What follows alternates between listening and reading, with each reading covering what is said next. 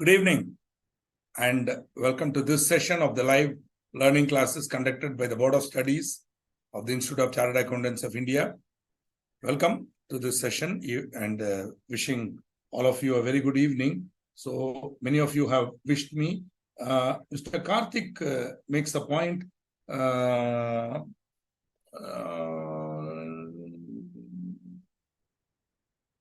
Okay, thank you very much, Mr. Karthik. Sorry for the delay in uploading. The files have been uploaded about 2 hours ago. I know, maybe you didn't check it 2 hours ago. The files have been uploaded. Okay. The notes along with 2 assignments. The answers to the assignment I have not uploaded. I will leave you to do it. If you have a doubt, you ask me, I will clarify. But answers also, I will upload it later, but not now. Okay, later I will upload.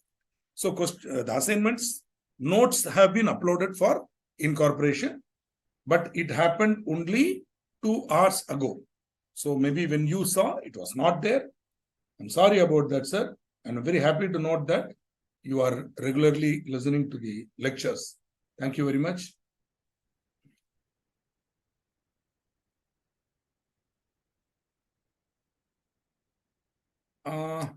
See, Mr. Vishal Pandey, you want me to go to the last topic. 2.41. Okay, from your institute material. Let me check. 2.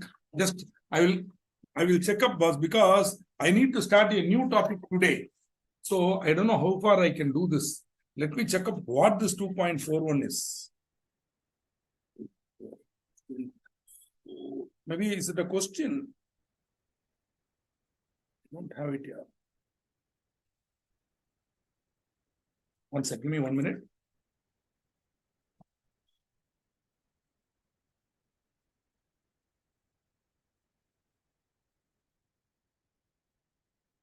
Okay, let me quickly go through 2.41.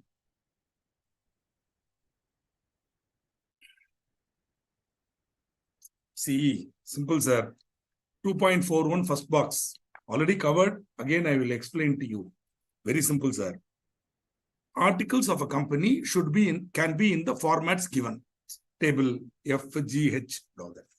But in case you are having separate articles, in case any company which is registered under this act, okay, you are having your own articles.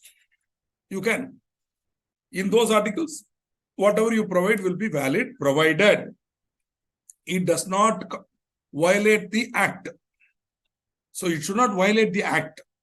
If it is not violating the act, whatever you put in your articles, valid. Suppose your articles are silent. Do not, or if you are not specifically excluding or modifying that articles. Suppose your articles is specifically excluding or modifying, doing something different, provided it is within the act. Then your article, but suppose you are silent, then the regulation, appropriate regulation will apply. That's all. Okay. So this subsection says these rules will apply only to new articles and will not apply to old articles. Okay. So nothing. See, you asked me to explain, and as a duty, I'm explaining it. Don't break your head over much on this. It is not of very great importance to from the exam point of view. But still, since you asked me, I'm explaining. Okay, 2.45 point D. See, I am not comfortable about that point where the question is, I have not covered it. Did you notice? I have not covered it in my slide. Question is regard to the very existence of an agency. See, I think what they mean here is the directors and the employees are basically agents. Suppose they were not appointed at all. Suppose the agency itself does not exist. Okay. Then doctrine of indoor management cannot be invoked. I feel it can be invoked. I feel it still can be, because how do I know whether the agency is existing or not? So I humbly suggest that, there is unnecessarily given which we can think. So I know many of you will be shouting. I know. In fact, I told my secretary also, because you see, I was in Coimbatore, then I came back, then I went to Madurai for some client meetings, and I came back only yesterday night. So I couldn't upload it at all. And when I was in Coimbatore, I was again meeting clients, and I was with my family, and also I couldn't do anything. So I don't want to give this as an excuse. So I knew that the minute the thing opens, people will put, sir, your notes not given, sir, your notes not given, sir, like that. All of you who have put it, please look at my mouth, watch me. The notes for incorporation have been uploaded today, 2 hours ago. It will be there today. Don't worry. Check it up. If it is still not there, you go to the institute, because I have uploaded. Thereafter, it's a technical issue, not my problem. Okay. Okay, wonderful. So this, sir, D part I am answering this way. It's a good question. I have to answer it because according to me, D part is unnecessary confusion. There is no need. Standard only 4 exemptions, 4 exceptions are there. Now, one who acts as a director, knowledge of irregularity, put on inquiry or negligence, and forgery. Only 4 are there. Okay, standard. Don't worry. So your question is well taken. In fact, when I saw the Board of Studies material, I was also wondering how students will and how to think. That's why I skipped it and I didn't teach it also.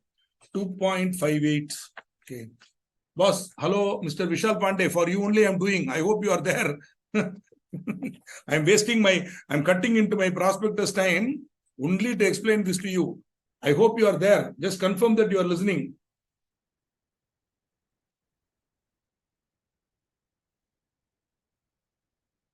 Okay. That's what. If you have any problem in locating it now, wait. See, patience, little bit patience. Maybe it has been uploaded. 100% it has been uploaded. Tell you one thing. Some of you are so making me laugh.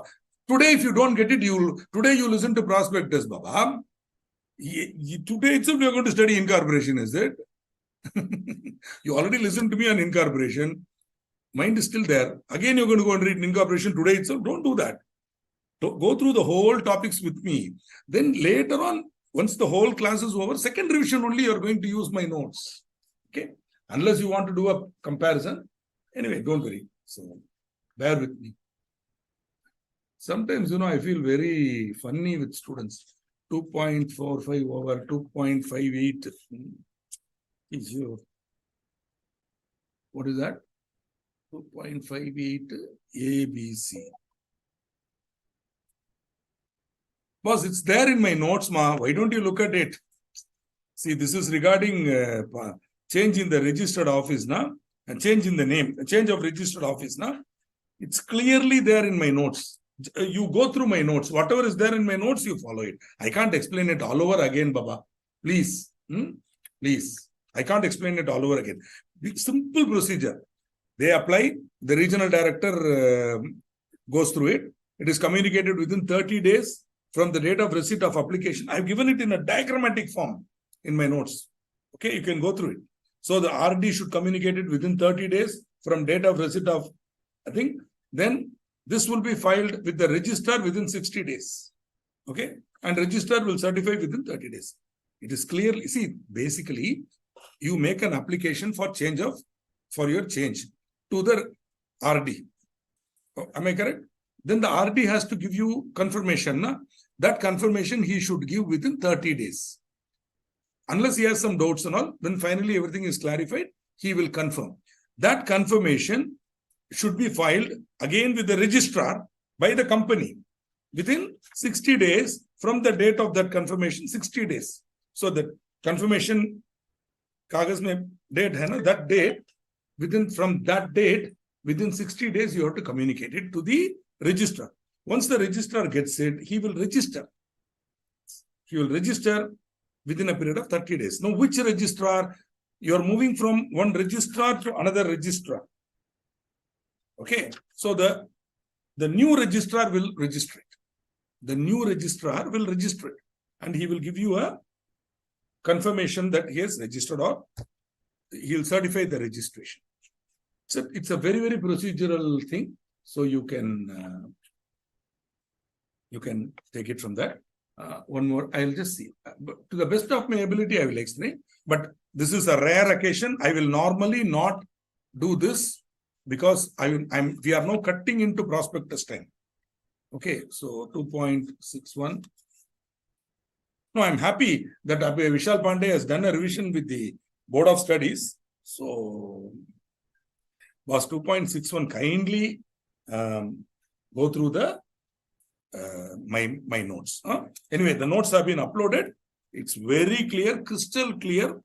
I explained it once. So kindly go through it and please don't think otherwise of me.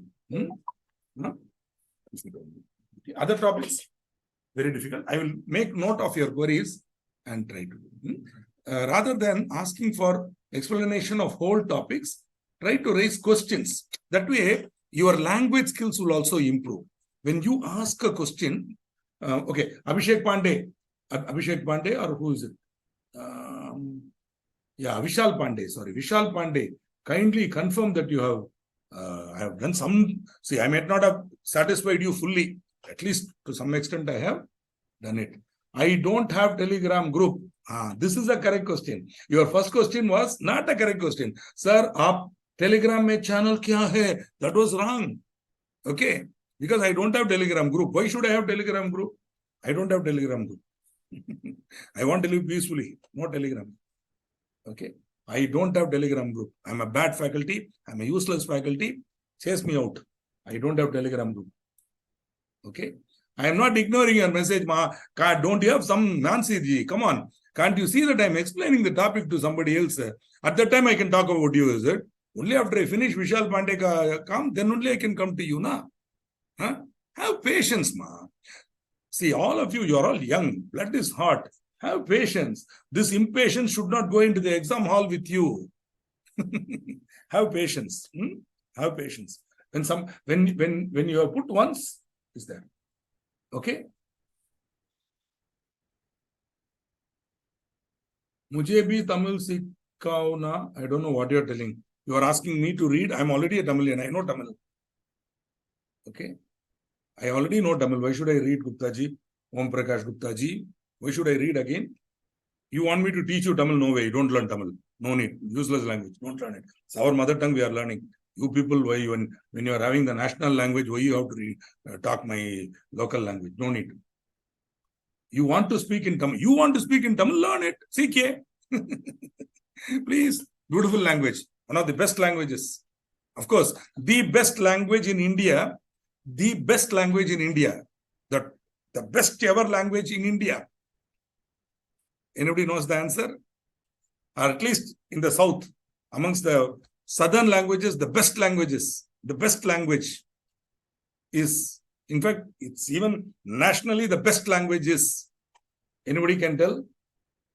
I will answer it later in the class, but if you know, you can put the best language amongst all languages in India, the regional languages, including Hindi, the best language is which language? Check it out. If you want to speak in Tamil, no. I will tell you later. Okay, I will tell and then I'll get into the topic. Aaj topic, prospectus and allotment of securities. The most beautiful language is Telugu. I am not telling this. The Tamil poet Bharadiyar has told it. Okay, Sundara Telunginil Pat.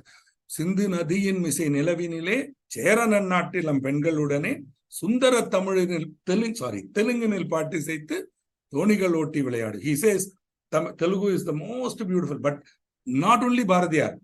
Krishna Deva Raya also told.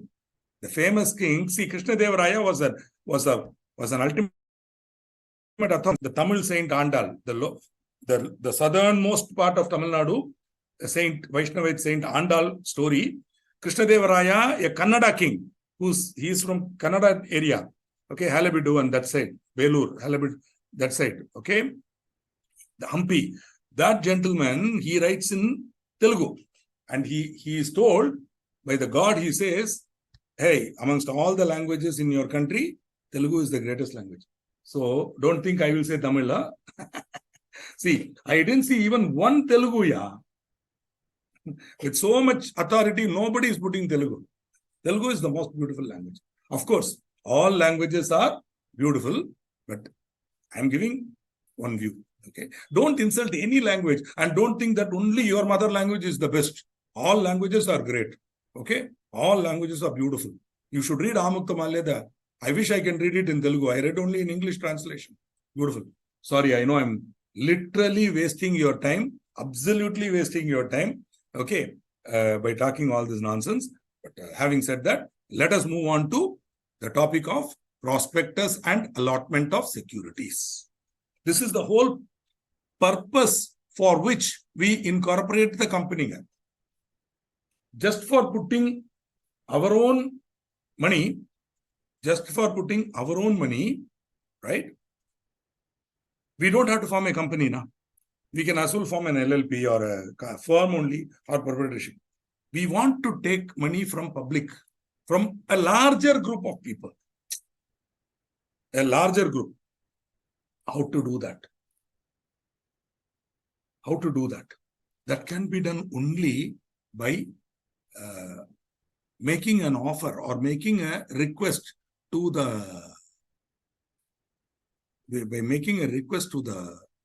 public to subscribe for the shares in the company. This is done by issuing a prospectus. Once a prospectus is issued, that prospectus, based on that, applications will be received. Based on those applications, the board of directors will allot the shares. This is the cycle. Prospectus is issued, public receives, goes through it, takes a decision to buy shares in the company. They send application. These applications are scrutinized. Finally, allotment of shares is made. Once the allotment is made, the contract is complete. And somebody applies in writing and somebody buys the share. We have an application and a allotment, offer, acceptance. Application of shares is offer. How does the application come? Based on the information provided in the prospectus. So prospectus is only for information. It is an invitation to treat. It is only an offer to make an offer. It is only an invitation to make an offer. Right? Based on that, the application is given by the potential member, by the public to the company. Based on that, the board of directors, in the case of public issue, they will consult the lead manager or manager to the issue, merchant banker. Based on that, they will make the allotment. So that is why prospectus and allotment of securities. Okay. So this topic is divided into two parts. One, public offer. As I told you, when we issue a prospectus to the public, bulk of the chapter 3 deals with public offer, 23 to 41. Last section alone, 42 alone, deals with what is known as private placement. Private placement is where you do not go to the public, but rather you go to a larger group of people, but known to you. You write a letter to them saying, we want money. That's called private placement. That's in between, putting your own money and public issue, in between. So my friends and relatives, people known to me, who will give me, so I write letters to them. So there is that section 42 says, if you comply with certain conditions, you can make such a letter to certain restricted group of people and you can work. Okay. So part 1 of our placement. Okay. I have really irritated all of you in one shot. In one shot, I have irritated all of you. Earlier, I was only irritating the Hindi walas.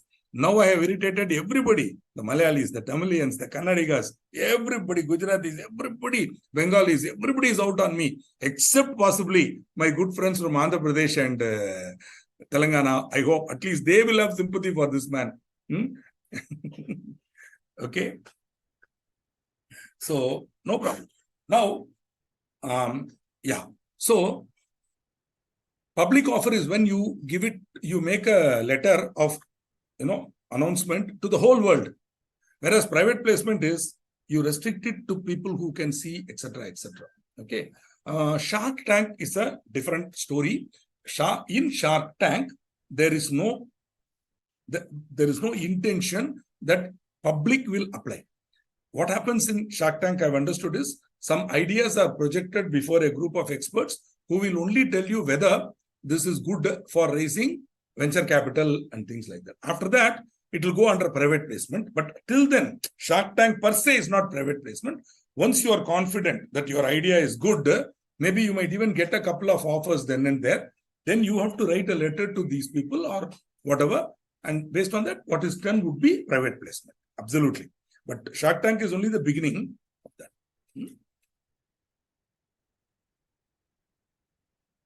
Okay. Now, public offer and private placement, right? A sort of a logic. Issue of securities, meaning giving an offer to the public for applying for securities, can be done by public company or private company. When public company wants to raise from public, okay, now listen to me, forget all the language issues. Let's leave that. Okay.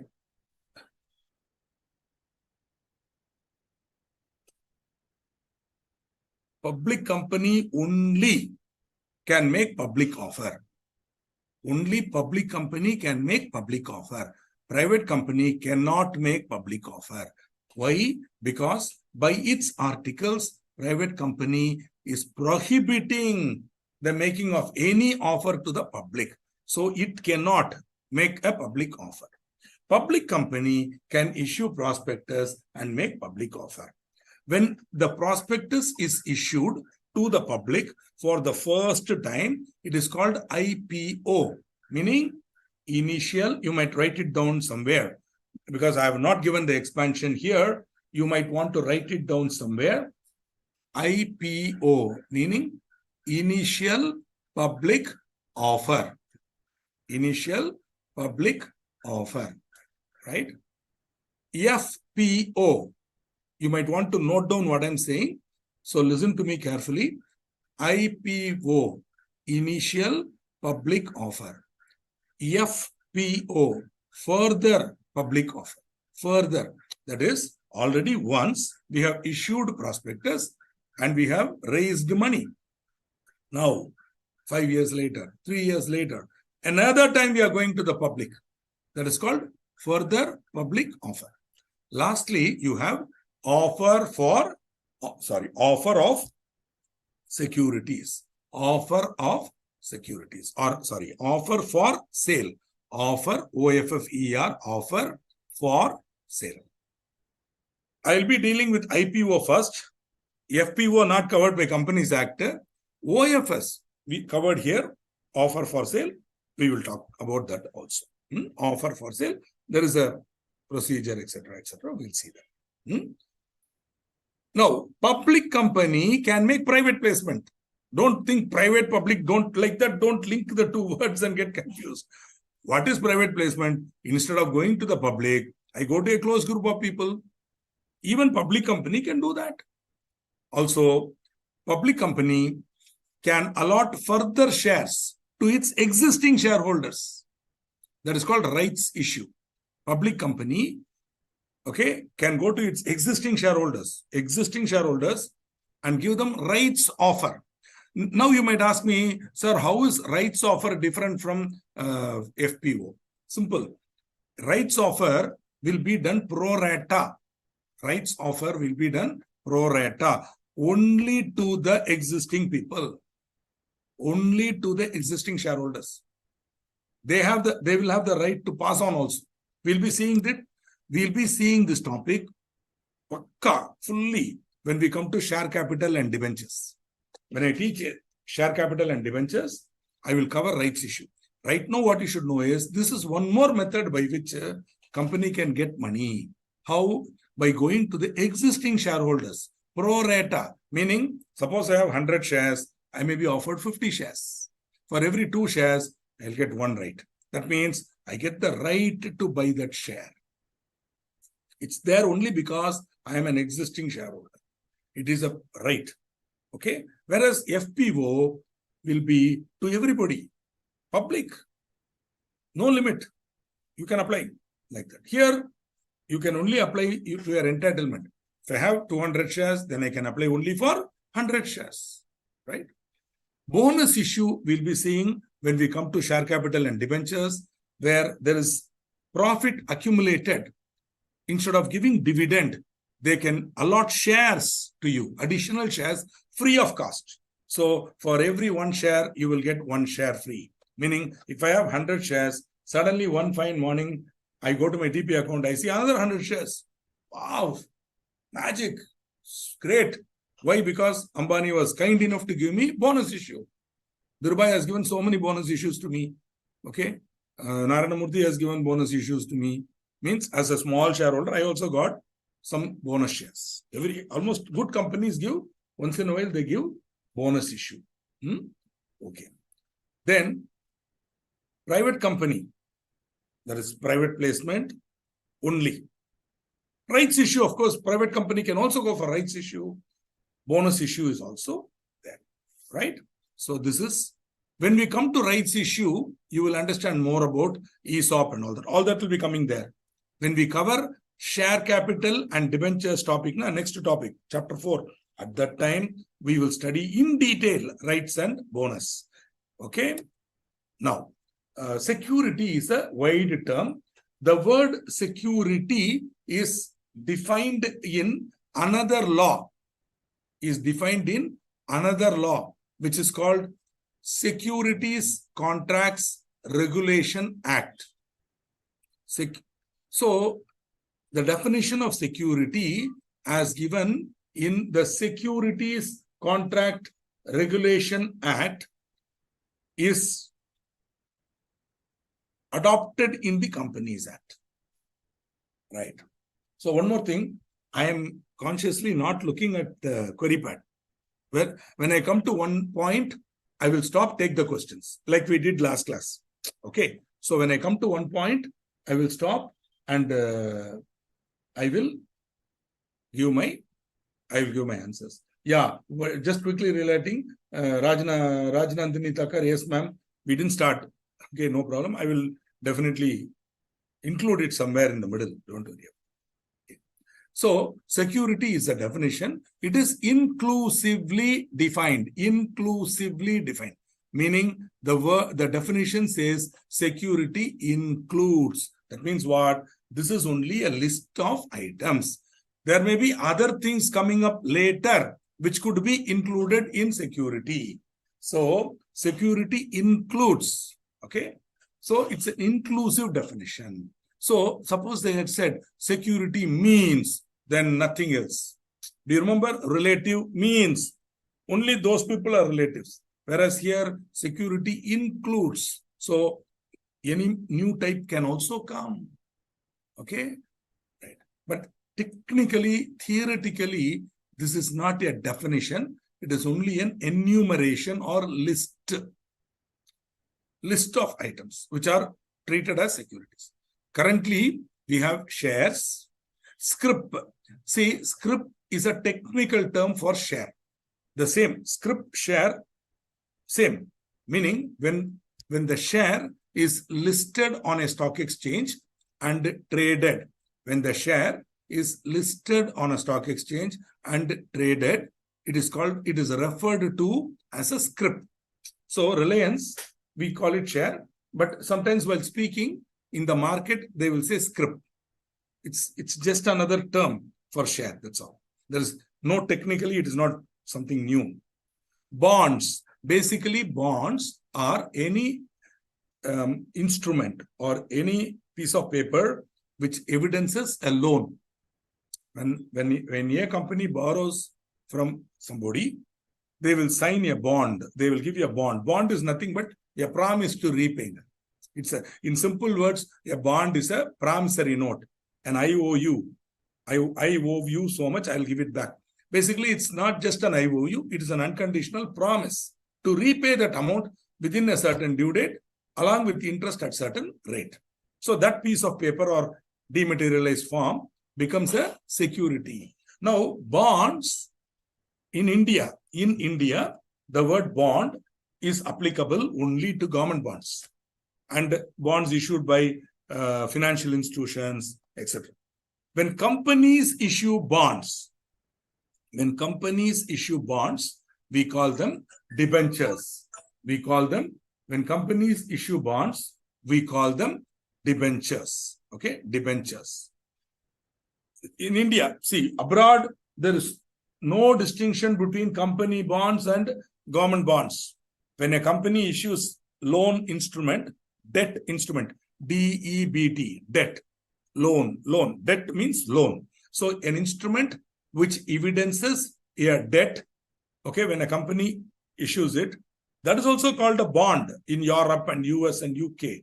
But in India alone, rightly or wrongly, when a company issues a loan, debt instrument, it is called debenture. Now, the word stock, debenture stock, I might have explained it earlier. I will again tell you, it is not important from exam point of view. Still, I am telling you, in the stock market, when we are trading, sometimes we might want to consolidate it and trade. Because to buy a certain quantity, I might have to buy 1 lakh shares, 2 lakh shares. Instead, what they will do, they'll take 100 shares of 10 rupees. 100 shares of 10 rupees and put it into one stock. So when I buy one stock, I am buying technically 100 shares, face value of 100 shares. So why this stock is there? Similarly for debenture stock also. We will consolidate and give one. So when I buy, let's say 100 rupees is the face value of a debenture. So per debenture, 100 rupees. When I combine 1,000, it becomes 1 lakh. So easy to handle now. When I go to investors, they'll say, look here, one debenture stock of this company will cost you 1 lakh. How many stocks are you taking? Like, easy to talk. So if that guy has got 2 crore, that many stocks will give you. And easy to pay interest also. But stock is nothing but some number of shares are grouped together and combined to become stock. Right? You will see it again when you come to share capital and debenture. When you come to alteration of capital, you will see company has the right to consolidate, right to convert its stock into the shares or shares into stock, etc. You might ask me, has any company issued stocks or converted shares to stocks, etc., etc.? No. So as of now, no. Provision is there in the law, but no company has done it. So please do not, if you have understood what I said, good. If you have not understood, don't break your head. It is not important from the exam point of view. Okay. So they use the word other marketable securities. This is why this definition becomes inclusive, because there can be future, there can be new kinds of securities. So long as there is a market and they are being marketed, they become marketable securities. But there should be a market where the securities can be bought and sold. Then they become marketable. So in the future, we may have other marketable securities also. Right. Derivatives. I'm sure later on you'll come to final, you will study more about derivatives. Basically, derivatives are contracts. See, derivatives are defined in SCRA. In the Securities Contract Regulation Act, they are defined. Basically, they are contract. Instead of buying the share now, in present time, I buy it in future or sell it in future. That's all. I don't buy it now. I enter into a contract with you to buy this from you at a future date. Or I enter into a contract to sell it to you at a future date. Okay. Based on that, it is called call, put and all that. So going short, going long, it's a very complicated, but basically it's a contract to purchase or sell securities at a future date. Right? So there could be a future or it could be an option, how it is structured and all that. But basically, derivatives are contracts to buy or sell securities at a future date, at a stated price. Right? So the idea is we we buy derivatives or sell derivatives, or we use derivatives to hedge. See, I already have a position. I try to cover myself because I don't know if the price is going to go up.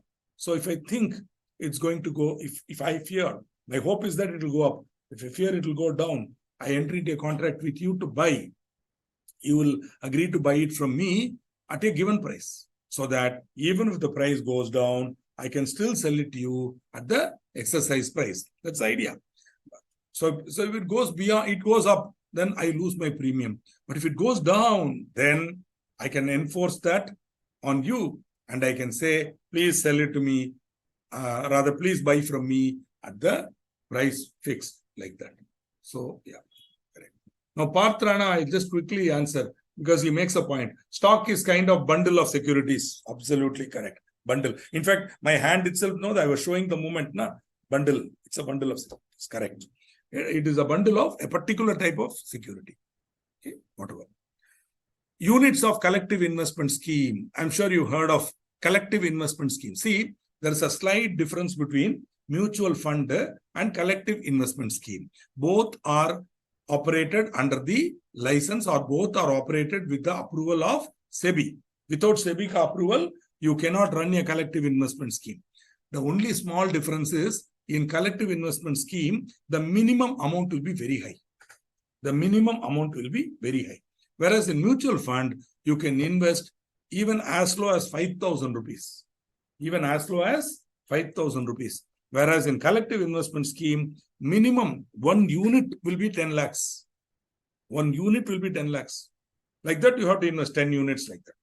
So the idea is collective investment schemes are operated by people like broking houses and investment bankers for the purpose of absorbing money from high net worth individuals, HNIs. And this amount is invested in shares or selected securities. But the amount involved is higher. And the people who invest are people who already have some awareness, not Aam Aadmi. Whereas mutual fund units, even Aam Aadmi who has no engineer, who has no knowledge of finance or company law, can invest. I'm not saying that he cannot invest in collective investment scheme, but the amount involved is higher. So generally, collective investment schemes are preferred by people who have invest in my own portfolio, mirroring my portfolio, exactly mirroring. So I will think, instead of buying individually all these shares, I will directly invest in 5 units or 6 units of that collective investment scheme and be happy. Same logic now. When the share goes up, the unit price will go up. I'll be happy. So it depends on that. Whereas mutual fund, the threshold or minimum investment is low.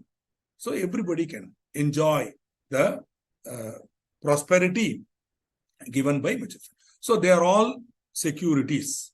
Also, security receipt under the SARFAESI Act. Actually, they are all very technical topic. See, when a bank has got loans, those loans will be bundled together and sold to a securitization company. That securitization company will send a letter to all the HNIs and QIBs, and they will say, if you are happy with this bundle of loans, mortgage loans, you can subscribe to the security receipt. Basically a bond which will carry a certain coupon rate of interest, which will be obviously linked to the IRR of these mortgages. Okay. So you might ask me, sir, isn't it all too technical? Absolutely. So should I explain this? Because you are only doing intermediate now. You are having final also. When you come to final, you will study one very complicated topic, which is called finance, corporate finance, whatever name they give, that will have all this. Don't worry. You will study it again at that time in depth. Somebody will teach you how to value the bond, how to find out yield to maturity. Maybe you have similar topic in intermediate also. I don't know. But in final, in depth, they will teach you. At that time, when a faculty in finance comes to you and says, security receipt under SARFAESI Act, you should not blink. Blink, kya? Like that. So you have been taught now what it is. At that time, in depth, it will be taught to you. Okay. Now, one important point. Units of mutual fund are securities. Very, very important. ULIPs, meaning unit linked insurance plans. Unit linked insurance plans. Maybe I will I will expand it here itself for you. So some of you may have a doubt. Now, unit linked insurance plan. Right. Unit linked insurance plan. This is one stupid product which is offered by insurance companies, life insurance companies. They say, you give me money, I will invest it in the market. I will also give you life cover. So the life insurance company with that added bonus is the life cover. If suppose I give these buggers 1 lakh, they will take my money, give 30% commission to the agent, etc. Take 70,000. Out of that, they will take another, say, 50 rupee, say out of 1 lakh, they'll take another 10,000 rupees for my life cover. Then the balance they will invest in the market stupidly and lose all my money. So this is ULIPs, one of the worst misunderstood and missold product in the entire financial field. But as far as exam is concerned, what you should remember, ULIPs are not security. ULIPs are not covered. ULIPs are not covered. Not. That not is also very, very important. Okay, not. So that means ULIPs are not, NOT not, a security. Okay, ULIPs are not security. Certificate or instrument issued to investors by special purpose distinct entity. See, this is similar to SURFACE. Like securitization company, some other companies may be there, which will issue a certificate or instrument by them to the investors, which could be traded, etc. Such a thing, if it is existing, will be called security. Also, you have government securities, meaning bonds issued by the government of India or central government, state government. Okay, these are called bonds. They are called G-SECs. The common word we use is G-SECs. G from this and SECS. So G-SECs. So these G-SECs are government securities. They are also traded in the money market. Okay, I'll tell you, when you come to finance subject now, each one of these, each one is a chapter in that. Each one has complicated rules and regulations and way of valuing and all that. So at that time you study. Here you are only introduced to the concept of security, and we in Companies Act, we are going to deal only with 2 categories of security. Kya hai? Shares and debentures. Only 2. Shares, debentures. That's all. In company law, we are going to deal only with 2 categories. Shares, debentures. Not even derivatives. You're not going to go there. No ULIP, no mutual fund, nothing. Here we won't deal with all that. Okay. Finally, they say such other instruments as may be declared by CG. That's why it becomes inclusive. Future they might say. Or also right or interest in securities. Meaning, if a dividend has been declared, that dividend becomes right. Similarly, suppose rights issue is made. Rights issue is made. When the right offer is given to me, I have the option to pass it on.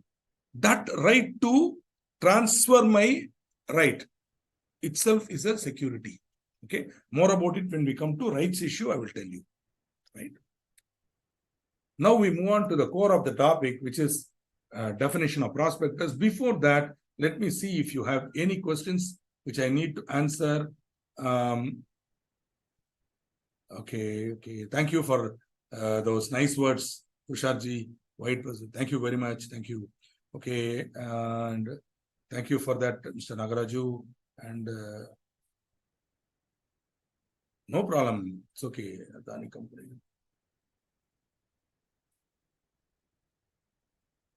Aman Gupta, you might want to check up if Adani is a private company. Whether I don't know, just check up. Don't, without confirming it, I don't want to react. But one thing I will tell you, Aman Gupta, listen to me. Private company cannot make a public issue. How Adani Private Limited went public? You have to ask 2 people, Finance Minister and Adani. I don't know. How Adani Private Limited went for a public issue? Definitely you'll have to write a letter to SEBI. How, sir, like that? To my knowledge, a private limited company cannot. Maybe you have got some confusion. Check it out. But if the word name of that company has Adani Private Limited, then it cannot go for public. It will not be listed on a stock exchange. That much I can assure you 100%. I don't have to prove to you 100%. Okay. So you take it as a rule now, whether you agree or not, take it as a rule. Private company cannot go for public issue. Right, sir? Don't worry. If just go and do a little more research, you yourself will realize your mistake. Maybe you saw somewhere Adani is private. It's not a private company. At least the listed company will not be a private company. There may be 100 companies in Adani group. 1 or 2 of them may be private. But that one company which is listed, 100% will be a public company. Okay. Thank you. Sometimes I make comment about myself because, see, when we think we are big shots, that is when we become fools. The minute you agree I'm a fool now, you become intelligent because you learn. Okay.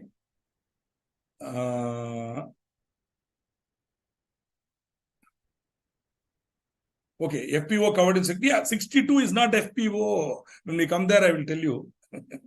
Ritesh Jha, I will tell you. Don't worry. Don't worry. Pro rata means in proportion. See, when I'm having 100 shares, I get another 100 in proportion. Pro rata means in proportion. Okay. This again is an important Latin term. Please try to remember the word pro rata. Pro rata means in proportion. Okay. Proportionately. So if I have 2 shares, I'll get 1. So for 2, I'll get 1. That's proportionately. Private company cannot issue prospectus. Why private company cannot issue? Gunjan, this is not correct. I will start crying. You studied definition ka private company ka definition na? Go and read. What is one of the limitation of number of members? Restriction on right of transfer. Finally, prohibition on issue of shares to the public. Yeah. Prohibition from making any offer of shares, say, securities to the public. That is why. Gunjanji, concentrate. It is easy to ask question. You try to understand the subject, you will not ask this type of questions again. Okay. I'm not upset with you, but think like that. And for your information, while telling it, I told why private company cannot go public because of the prohibition like that. So, Suniyana, listen more. Calm. With complete chitta, mana, ahankara. Here, now, listen to me. Then, if you still don't understand, I will answer. 3 things I told you, chitta, mana, ahankara. Everything should be here. The minute you are thinking how to counter this bugger, ahankara is working. Let the ahankara also come down. Listen to the guru. Then if you still have a doubt, the guru is here to clarify. Sometimes in class, our ahankara will be there. What does the teacher know, man? I know. I have studied. I am so and so.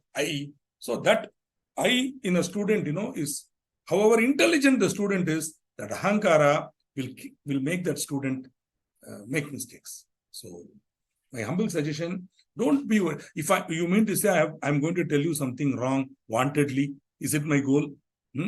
If at all I make a mistake and you correct me and you are right, I'll be the first man to say I'm sorry, I made a mistake like that.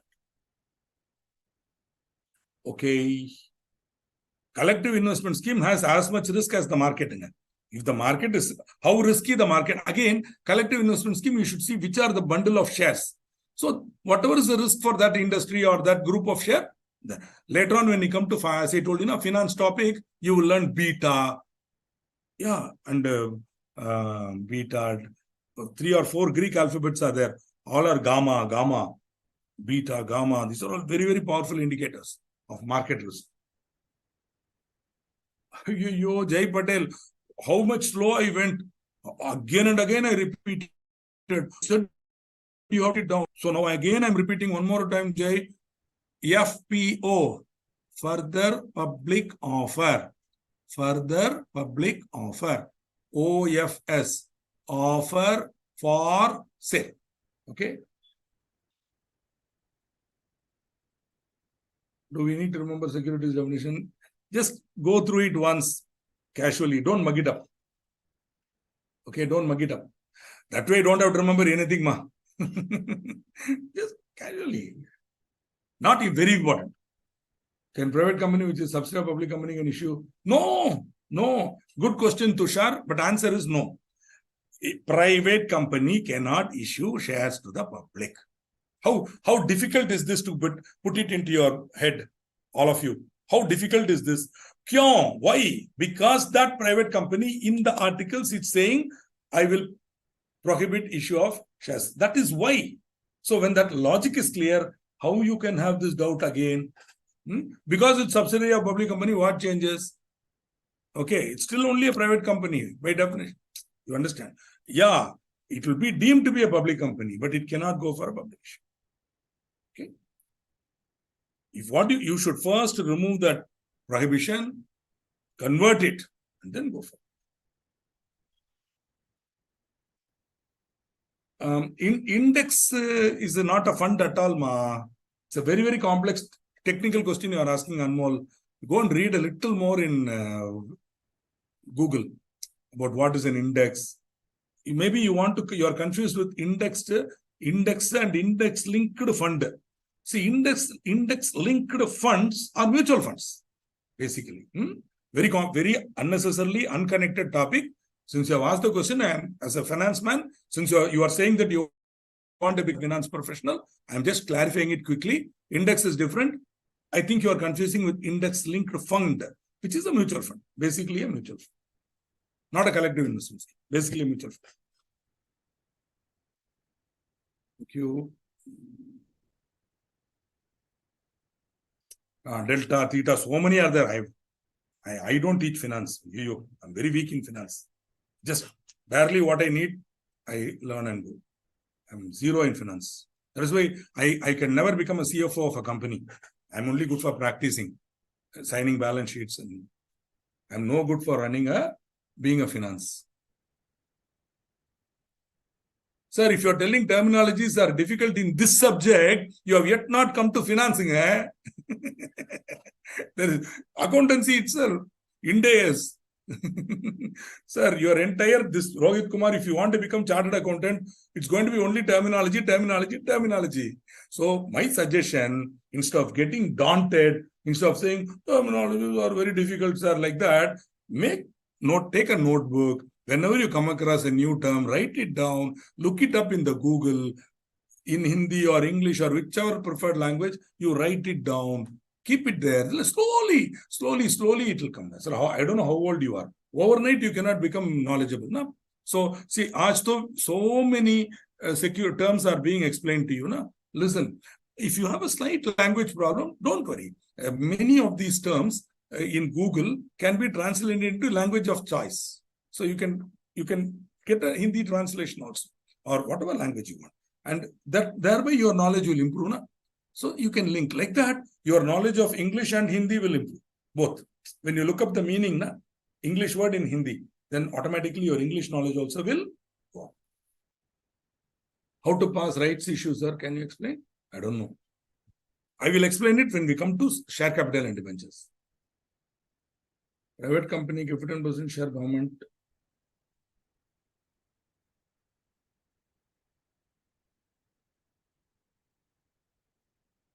See, even if government is holding 51%, ma'am, that private company should amend its articles and remove those three matters.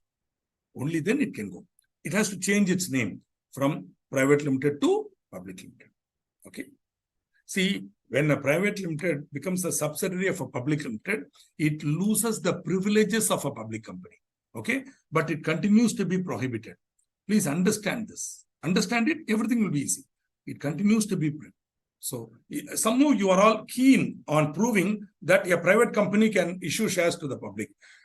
You may fail miserably if you go to SEBI and try that stunt. When you go to SEBI, they will name is a private limited. Immediately he will say, please go, change the name, change the articles, come back. Then only you can afford. Okay. So if you argue with him, sir, I am the subsidiary of holding company, is a public company, I am deemed to be a public company, he will say, Baba, please go, change your name, remove the word private everywhere, remove those three things from your articles, come. Then I will allow you to go public. Okay. So this, if you don't argue with this poor idiot, if you argue with the chairman of SEBI, I think that's better for you than with me What do you say? Because if I am only a teacher, if I tell you something, you will not agree. But if you go to SEBI, there that a director of SEBI or the assistant director will tell you very clearly. In 2 minutes, you will be coming back, calling the company secretary, amending the articles, then changing the name of the company to public. Remove the word private, you will go back. When I am telling, you will not agree. What to do? Okay. So have a reality check on what you are doing. Okay. Good. Now, thank you for all those questions, and I hope we will continue. Prospectus definition. The term prospectus is defined in section 2, subsection 70. When I covered the definitions, I did not cover this because I know I'm going to cover it here, right? Very simple and sweet definition. Okay, any document issued or described as such.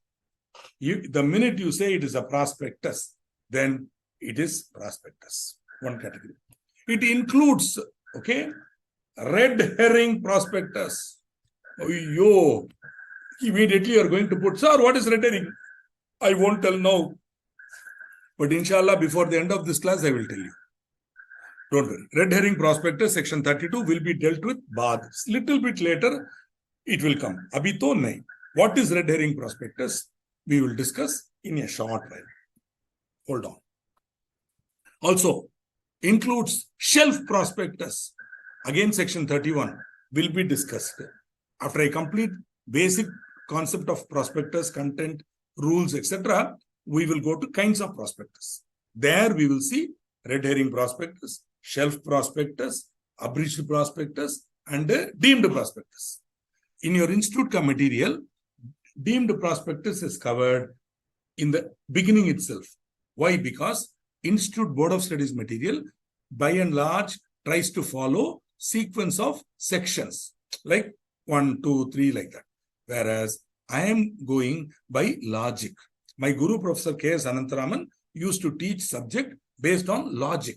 What will combine with what? So, in my humble view, when I am teaching types of prospectus, it makes sense for me to teach all the 4. Am I correct? Shelf, red herring, abridged, and deemed. So, in one shot, we will cover everything. Right?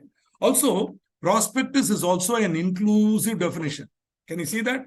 Prospectus is defined as any document issued or described as such. It includes any, that word any is very important, any notice, circular, advertisement, or other document inviting offers from the public. If in that paper you are mentioning anywhere, if you are interested, please send us the money along with the application form. Shuk, that is a prospectus. Whether you call it prospectus or not.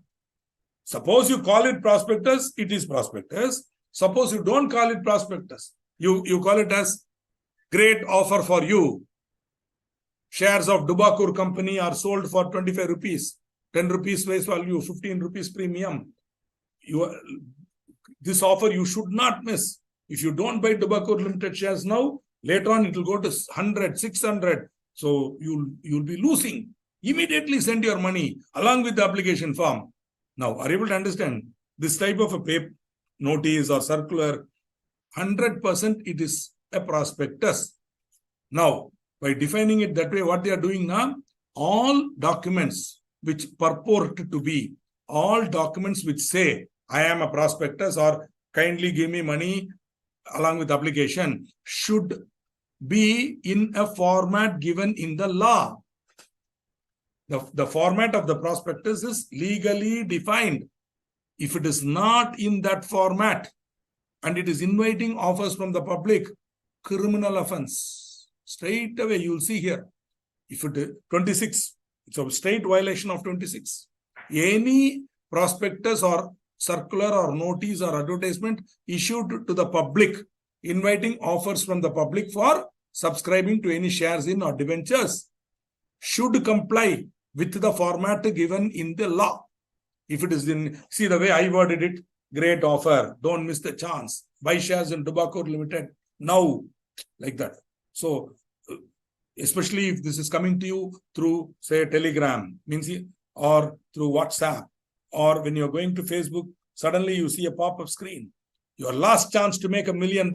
Take it now, like that and all, obviously you'll be tempted now. So along with that, will the Dubakur Limited, will they say Dubakur Limited does not have any assets? The directors have already gone to jail 3 times. Will they give all this information? So whereas if they want to go through this, they have to issue prospectus. It should comply with the rules, wherein clearly they have to mention all the risk factors. Okay, so this is prospectus is the ultimate protection for the investors.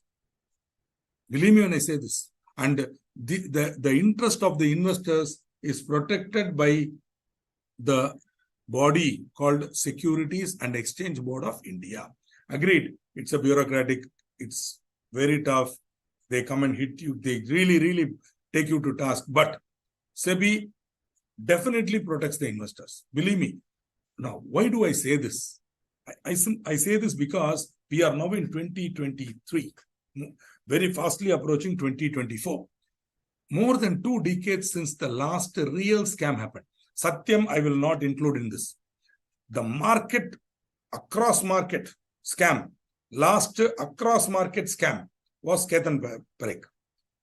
After Ketan Parekh in 2001, for 25 years, we've not had 24 years, we've not had any scam. Yes, we've had individual companies like Yes Bank, like that. Okay, that is individual company ka failure, auditor ka failure, as in Satyam, etc., etc. But nobody, another Arshad Mehta, another Ketan Parekh has not come. Cannot come because SEBI has put in place so many barriers, so many supports that it is impossible for another Ketan Parekh or Arshad Mehta to come. Unless the only way this can happen, either it can happen in derivatives market, where knowledge level is still less, or there should be an electronic fraud, means IT fraud, where hacking and all that. But that again will be very localized. The minute it is discovered, SEBI has one great control. The minute SEBI comes to know that somebody is manipulating prices, immediately they'll stop the market. Earlier they could not. Now they'll stop the market. And more than that, they have what is known as circuit breakers. So if the price of a share keeps going up, they suspect that it is manipulated, they will put a circuit breaker. They will say this price cannot go beyond 10% of the today's opening. Whatever opening today, maximum 10% you can go. Beyond that, if this share goes, no more trading in that share. Absolutely. This may sound like a very thing, because I want to sell, it is not going. What to do? This is to protect you. Thereafter, they will call those brokers who are all dealing in the share and grill them and put criminal proceeding against them and say, come on, what are you doing here? What is this company? Who are the promoters? Call them and see what they are. So that way, there is a very great protection. You might think, why am I mentioning all this? Just to give you a background about this. Okay. Now, date indicated on prospectus shall be deemed to be the date of the prospectus. Why? Because we are going to see later on that after registration, the prospectus should be issued to the public within a particular time. So the date indicated on prospectus shall be deemed to be the date of prospectus. Prospectus not to be issued unless a signed copy has been filed with the registrar for registration. Okay, so the registrar goes through the prospectus, satisfies himself, and only then that he will give a permission. Only then the prospectus can be issued. Prospectus has to be signed by every person named therein. Every person named therein as a director or proposed director or their authorized attorney. So, okay. So, I'll give a simple example. Any person who is named as a director, not who is a director of the company at that time. No. Sometimes what they will do, that man may not be a director, but for the sake of attracting people, they'll put his name as director. Or they will put his name as proposed director. Just to give an example, I have nothing personally, but Mr. Shah Rukh Khan will be a proposed director of the company. Then maybe Shah Rukh Khan doesn't know about this. Okay, maybe he doesn't even know that. So that is why they say, hey, you are mentioning his name now, go get his signature and come. In case Shah Rukh Khan is very busy, his agent or his manager, authorized attorney, can sign on his behalf with the power of attorney. Many big actors and movie stars and sports stars, they are so busy, so they don't have time. So they will authorize their wife or manager to sign. Such a person is called authorized attorney. So that person should sign, or the guy should sign. The idea is, if you are going to use the name of a celebrity to attract people, then that celebrity name who's named as a proposed director should sign the prospectus. Okay. Similar, there is the idea, generally, Also, they might include somebody's name, That man may not have signed. That man may not have. Later on, when something goes wrong, he may be arrested. He will simply say, "Come on, you are saying that I am to be a director of this company." Oh, agreed. Have I signed anywhere? Sure. So that is why they are saying, if your name is being proposed, sign. If his name is being proposed and is not signed, remove his name. What they are saying.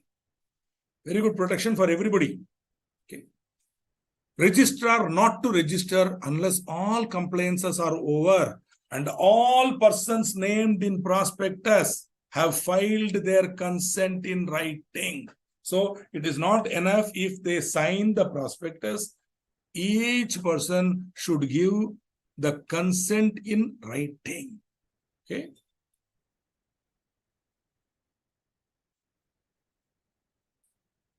Expert. This is going beyond the director, proposed director, etc. Expert. Meaning, there may be many statements made in the prospectus which are technical. For example, new technology, EV, the electrical vehicles are going to be manufactured by this company using advanced technology, some blah blah technology. Whatever it is, an engineer will certify it. Should agree, yes, this is a new technology. The company is having a patent.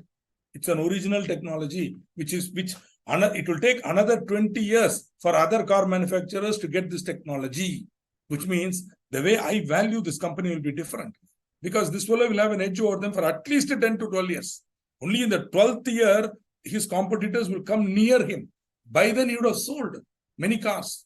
So, if you are going to make statements like that, obviously, it cannot be done by the directors. It will be given by an engineer.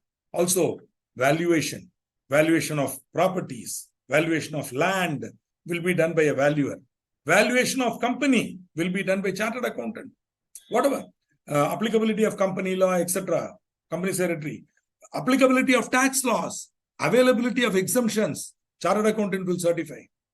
And so on and so forth. So, in addition to that, any other person who has the power or authority to issue a certificate in pursuance of any law, it's called an expert, right?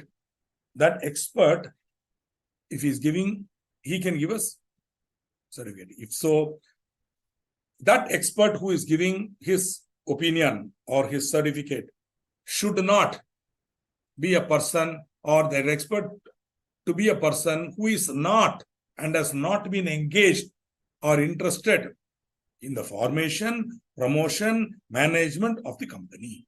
He should not in any way be engaged or interested in the formation, promotion, or management of the company. Expert has to give his consent in writing, and expert not to withdraw consent until delivery of prospectus for registration. See, once the prospectus is delivered for registration, expert also gone. But before registration, if he withdraws his consent, then he is happy. He can say, "Sir, I gave my opinion, but then I discovered that they have done something fraudulent. So immediately I have withdrawn my consent before the delivery of prospectus for registration." Then expert cannot become liable. But if the expert has given his consent in writing and has not withdrawn the consent until delivery of prospectus for registration, then expert will become liable. Okay. Beyond that, post-registration, expert cannot withdraw. Once it is delivered for registration, expert cannot withdraw consent. Once it goes to registrar and registrar sees, hey, this is a fraud, then expert is liable, even before issue. This is to ensure independence of expert. and protect the interest of the prospective investor. So if suppose Mr. A is engaged in the formation of Dubakur Limited, he is a chartered accountant. He also gives a certificate. Hey, come on. Okay, that's clear lack of independence, na? So that's why they say he should not be engaged or interested, right? I have given you a lot of examples now where there's a need of expert. Are you listening, Nanshi? Were you not listening at that time? See, the company may be owning land that may be valued. The company may be having some advanced technology. So that expert may give, yes, this is an advanced technology like that. Chartered accountant can give expert opinion on taxation, applicability of exemptions, etc. Like that. So the prospectus should be dated, should be signed, shall state information and set out reports as specified by SEBI. So SEBI has given an elaborate format. Somebody was asking whether I will show.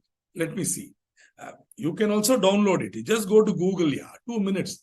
Boss, for so many things, you are going to Google, Why you can't go for this one thing and do some research on your own, Everything you will be like this and the faculty only will do, Why don't you go to the net? About 10 minutes you go, Google, then type latest prospectus, that's all. Chug, you will get so many prospectus. Download it. But having said that, I will definitely share one. But prospectus will be 85, 90 pages. I cannot take you through the whole thing. Very complicated. I will show you broadly what it is. Okay. So, also, the prospectus shall contain a declaration as to compliance with Companies Act. Statement as to nothing in contradiction to the Companies Act, Securities Contracts Regulation Act, and SEBI Act, and rules and regulations made thereunder. See, SCRA, I am not expanding it. It's too long. I'm assuming that students like you who are brilliant will definitely know the expansion for SCRA, Securities Contract Regulation Act. Also, the prospectus should contain a statement regarding consent of expert. So if any expert has given a certificate, I'll tell you one thing. If you're going to work in a large multinational firm, you would have a lot of listed company audits or potential startups and all will go for listing. Definitely they'll come to you for expert opinion on taxation. You'll have to give. And that opinion will be included in the prospectus. Okay? Especially regarding taxability of taxation of dividend. They will ask you. So whatever you give, expert opinion. If you give anything wrong, it is a violation. Shall state that prospectus has been delivered on cover page. See, on the top page, clearly it should mention prospectus has been delivered. And what are the documents to be attached will be on the cover page. Let me see if in next class or another class, I can get you a copy of the prospectus, show you the salient parts. Format of prospectus is given by SEBI, right? Now, this exception is there. I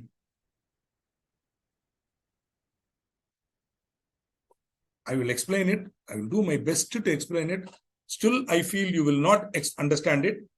If you don't understand it, I will explain again. But once, for my sake, listen to me. After listening to me, still, if you think you have not understood it, I will explain again. But once you listen to me fully, without without losing your concentration, listen to me. Because this is going to be a little difficult to understand, but I will explain. See, a company might already have gone for public. A company might already have gone for public limited company.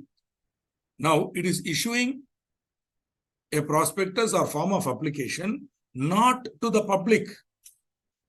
It is issuing it only to existing members and debenture holders. You are able to understand? That company is not making an offer to outsiders. It is issuing only to existing members or debenture holders. Whether there is a right to renounce or not, It may not be rights issue. It may just be an offer made, but it is being made only to existing members or debenture holders. So this will not, strictly speaking, come under public issue. Therefore, it need not comply with the provisions of Section 26. Got it? All these provisions that we saw, I'm sorry, I missed one thing. I'll come to that. All these provisions that we saw will not be applicable when we are only issuing that offer prospectus form to our own shareholders or debenture holders.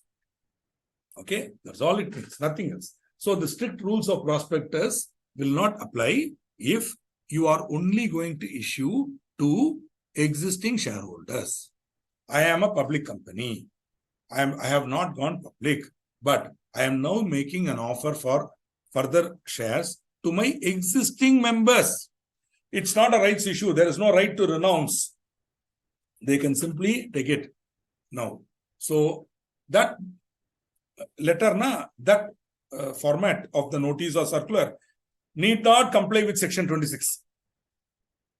Got it? Why? Because it is being made only to existing members or debenture holders. I think the operative word that you have to really understand is existing.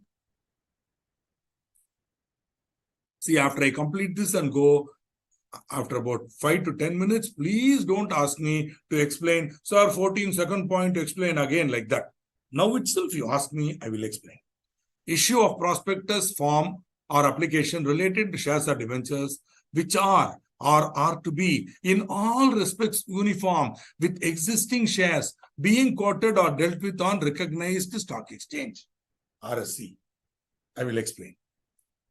First category is a public company which has not gone to the public, which is still closely held.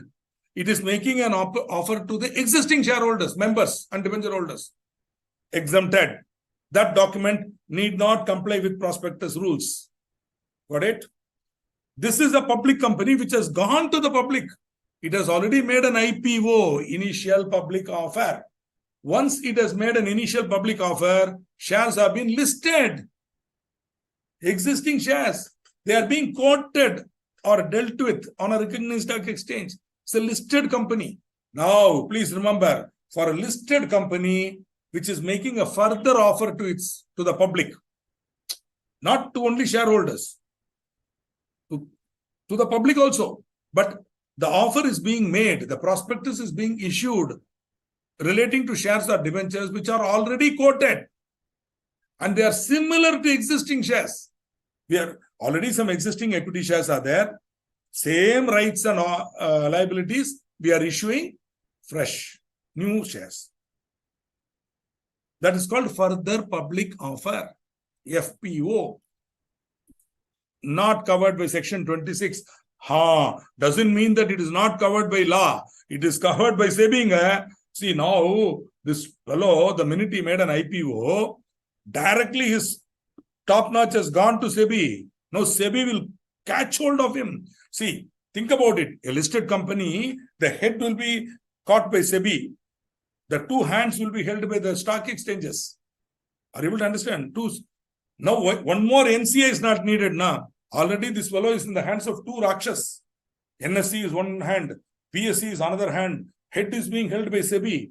One more Rakshas need not come here. One more NCA need not come here. That fellow, he is effectively controlled by these fellows. So, yeah, the ministry says, Baba, you go out of my hand. 26 will not apply to you. Because you are in different game, yeah. You are now listed company. You are now governed directly by SEBI. So the minute this fellow shares have got listed, quoted, straight away he is, as I told you, SEBI will catch his hair and hold it and shake it. And he can't think the company. So MD, the minute they hear SEBI call, all will be pissing in the pants. So that is the thing. That is why the ministry says, hey, get out of my grip. Go. You are going to bigger Rakshas. I will let you go. So that is all it is. If you have understood, means this 26(1), section 26 subsection 1 will not apply to that document. But don't think it will not be it will not be controlled. It will be controlled by SEBI, not by MCA.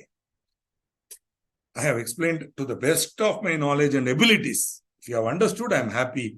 If you have not understood what I said, try to ask me now itself rather than later on after about 15 or 16 queries. Suddenly, please explain second point 14. Like that, please don't put. I am ready to explain now.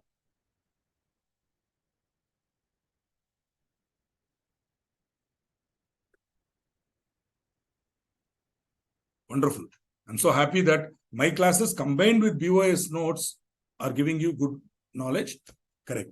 Another suggestion, as I am teaching you, this is what I do.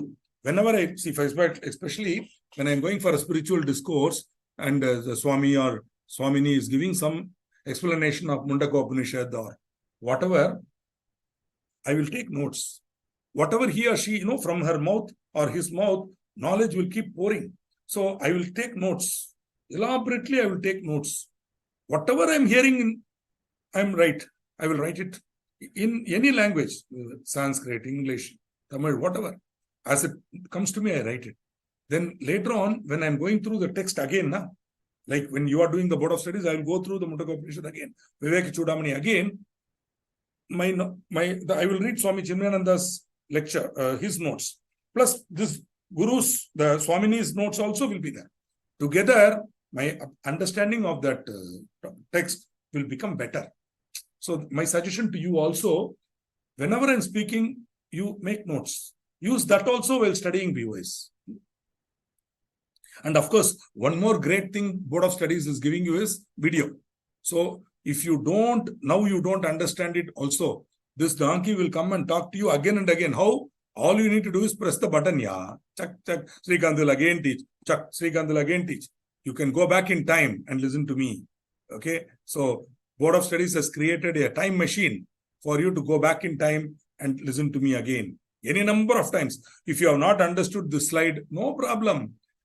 Please download the video once it is uploaded. Watch it. When you come to this part, stop.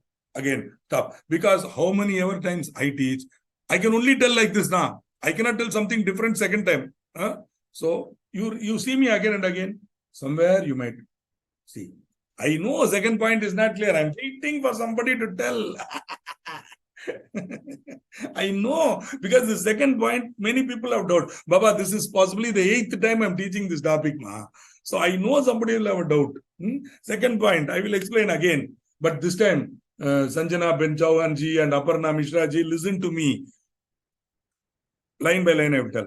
There is a public company. That public company has already issued a prospectus. It has already made a public issue, IPO, over. Now, equity shares. Those equity shares are now being quoted, meaning listed on a recognized stock exchange. Up to now, clear na? Now that same company, which is now listed company, is going for further issue of prospectus to the public for collecting more money. This prospectus and the form of application are related to shares or debentures which are uniform with the existing shares being quoted. Already these shares have been quoted now. Same shares we are issuing further shares to the public. So that document need not comply with section 26(1). Got it? It need not comply. That's all. Exception. This topic is exceptions to 26(1). Exceptions. Okay. So this, that is all. So that need not comply with this. I give an example now. There is one company which has gone further, any further public offer, any further public offer, any FPO will come under this category now. Existing shares already quoted stock exchange. Now they are issuing prospectus. That's all. Nothing great. Boss, they are trying to exempt existing listed companies. That's all. When a company is already listed, they are saying you get out of my control, you go to SEBI. So if you are going to issue further prospectus, etc., don't come to me, go to SEBI. That's all it means. Okay. Thank you. That is all it means. Nothing great here. Just means you are a listed company. You are a big man now. I'm small guy. You go to SEBI like that. They are telling. That's all. SEBI. I told you, I'm not joking. If you have dealt with SEBI, you will understand. They are very, very powerful body. MCA is powerful. I told you, this is one Rakshas, but that is even greater Rakshas. So if at all at a later date you become CFO of a listed company, you will understand. Every day you wake up, you will be worried about what SEBI is telling, whether your company is complying like that. It's a kind of compliance nightmare.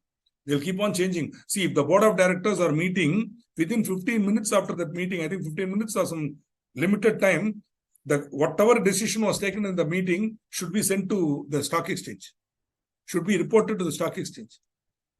That minute, it will become public information. Like that, there are so many existing controls. So when that is so, they are telling, once your shares are already quoted, you don't have to comply with our section 26 bar. You go to SEBI. That's what it means. Okay. Now, once you have given the prospectus to registrar for registration, you have to issue that prospectus within 90 days. So, no prospectus shall be valid if it is issued more than 90 days after the date on which a copy thereof or a copy of it, in case you don't like this thereof, okay, then you say a copy of it is delivered, its copy, after the date on which its copy is delivered to the registrar under subsection 26(4). So, once I have delivered to the registrar, I should issue within 90 days. Good question you're going to ask me. This is answered in the Board of Studies material by that person who wrote it very nicely. Suppose 90 days you are not able to release. The registrar is delaying, is doing all nonsense, blah, blah, blah. 90 days over. Sorry, you have to again prepare a fresh prospectus, again deliver for registration and proceed. Okay, there's no other go. 90 days. So 90 days is quite a long time, 3 months. So maximum what the gentleman will tell, registrar will tell, this is not correct, that is not correct, like that he will tell. Get it registered. See, once upon a time, when I was starting my practice, I'm a company secretary also, but I'm not practicing as a company secretary. But I possess that knowledge. And as a chartered accountant, I can also offer company law services. Nothing wrong in offering company law consultation. It's not that there is a monopoly for company secretary only. Practicing CA can also be provided. I'm also having the qualification. So many brokers and merchant bankers, they used to hire me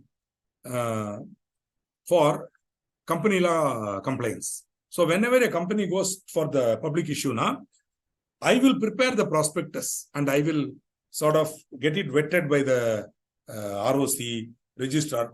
There is a registrar angle I will handle. In those days, there were not many practicing company secretaries. I'm talking about good old days. I'm talking about 90s, 2000 and up to 2005 and all. The company secretaries had not become so strong. So at that time, I was myself a teacher for of these guys. So I used to do this. So they would hire me and I used to they will go to SEBI. The merchant banker will deal with SEBI. Once they clear with SEBI, they'll give it to me. I will take it to ROC, registrar, and I will get the clarification. Now, while I'm doing that, one day, the registrar, in those days, no online and all. Physically, you have to go there, file it, then he will call for a meeting, hearing, he'll call, he'll go through it, then he will see line by line, he will read. Along with them, you have to also read. And then any mistake, he will point out. So, he kept on doing, he is reading. So happens that registrar was my teacher. The registrar was my teacher. Great man. I'll not mention his name, obviously, but he was my teacher.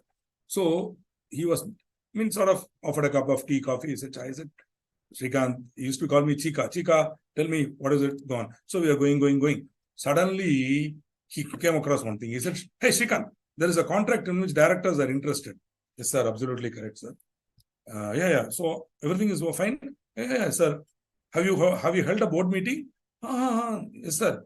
Have you passed the necessary resolution? Hanji, like that I was telling. He was just looking at me. Suddenly he had a doubt. Hey, this fellow is a practicing CA. And he used to always have that doubt about practicing CA. So though he himself was a chartered accountant, he used to do. So Srikant, Touch your heart and tell me. To your guru, you tell. Touch your heart. Can I see the minutes now? Can I see the board minutes now? I said, sir, what board minutes, sir? I will show it to you on Monday. Now it was Friday. Now you release the register, sir. Because otherwise, everything was fine. Only this one thing was there that he was asking suddenly out of the blue. And he said, Shrikant, I want to see the minutes. I want to see the minutes. In which board meeting you approved this contract? I want to see the minutes. I said, sir, I will produce it on Monday, sir. Don't you trust me like that? Shrikant, don't bring trust into this. I'm a government servant. Where is the registered office of the company? I said, sir, Mylapore, sir. I mean, in Chennai, it is very near from where the registrar's office. Then I bit my tongue. It was so near.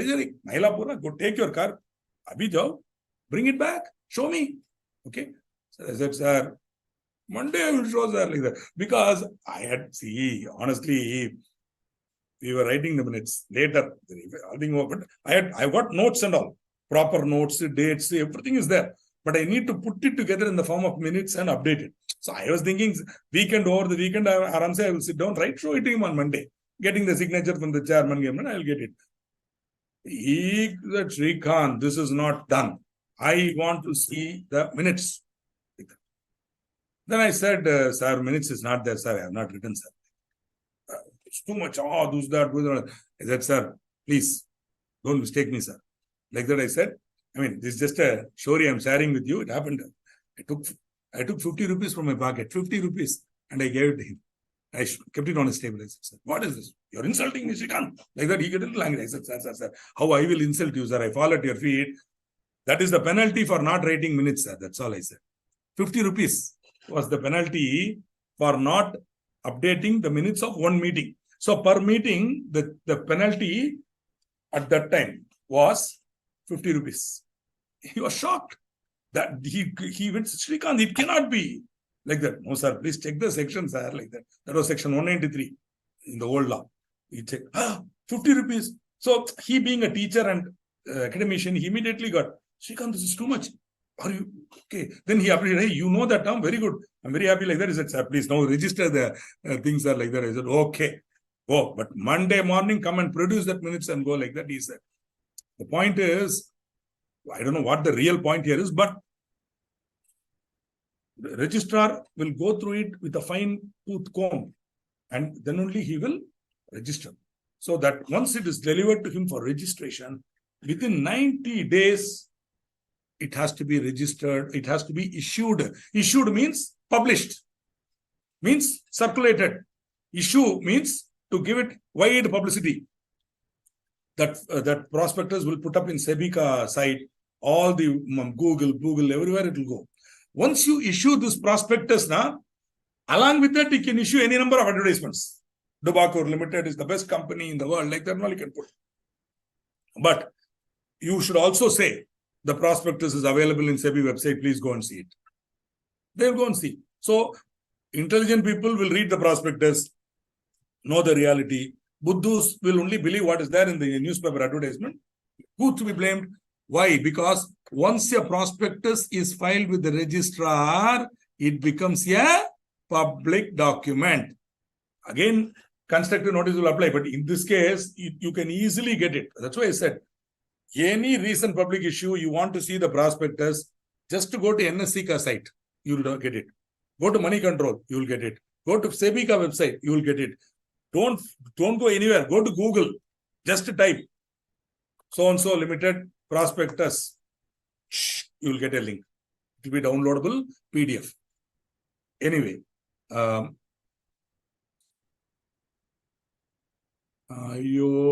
Aparna Mishra, uniform with existing means not same number, same price, same terms and conditions.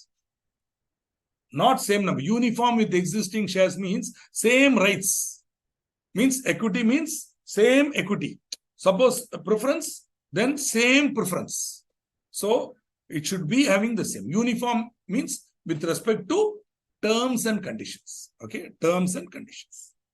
So every type of share, there are different terms and conditions. Now, for equity shares, but basically equity shares are the same terms and conditions you should issue.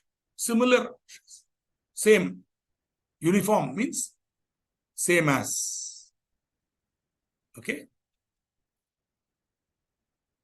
Good. I'm happy that you are raising this doubt. I have nothing, because 100% I know the second point, many students will they get doubt, they won't understand. Maybe Aparna and other person have, Sanjana Ben have raised it, for which I salute them. You have raised it. There are so many people, I'm sure, who have had that doubt not raised. For them also, it will be a benefit. Chalo, moving on. 26 penalty. If you contravene section 26, then company 50,000 to 3 lakhs. Any person knowingly a party to the issue of prospectus, fine 50,000 to 3 lakhs. Knowingly a party to the issue, which includes directors, promoters, persons named as director, proposed director, registrar of companies who was also party to the issue now, right? Expert, everybody will be caught. Right? Got it? Knowingly a party. Except SEBI. SEBI is not a party. SEBI is not a party to the issue of prospectus. SEBI is not a... Ayyo, Miss Kanan, I cannot speak Hindi. How can you not understand this, that there are people living in this country who cannot speak Hindi? Can you please help me?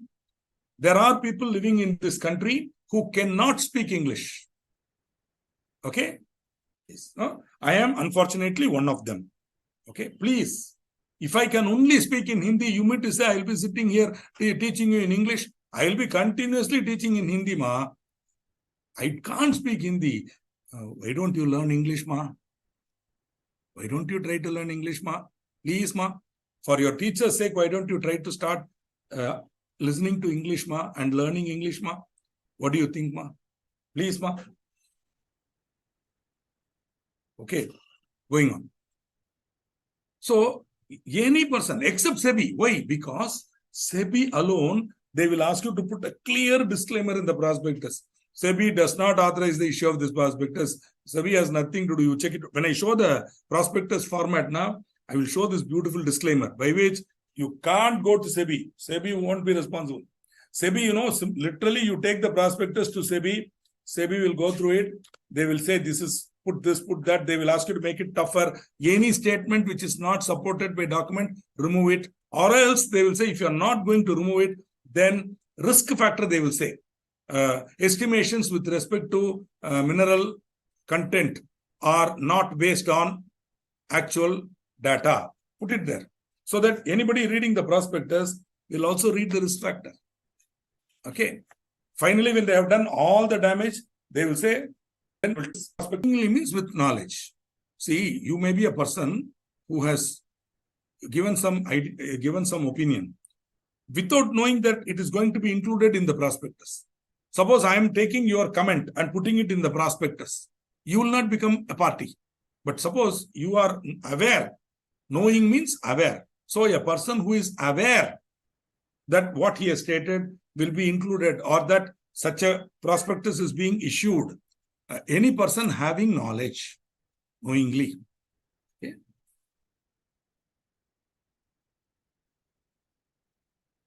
Yeah, Divya Kumari, I agree with you, ma. But every time if somebody says teach in Hindi, sometimes I also get a little sad, na.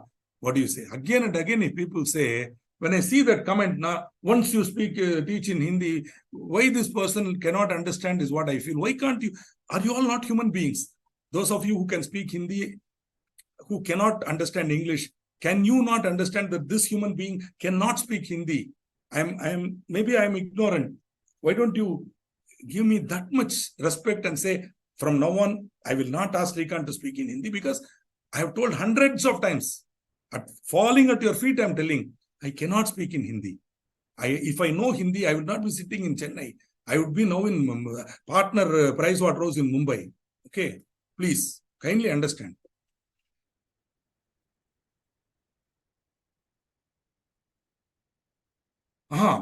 Correct.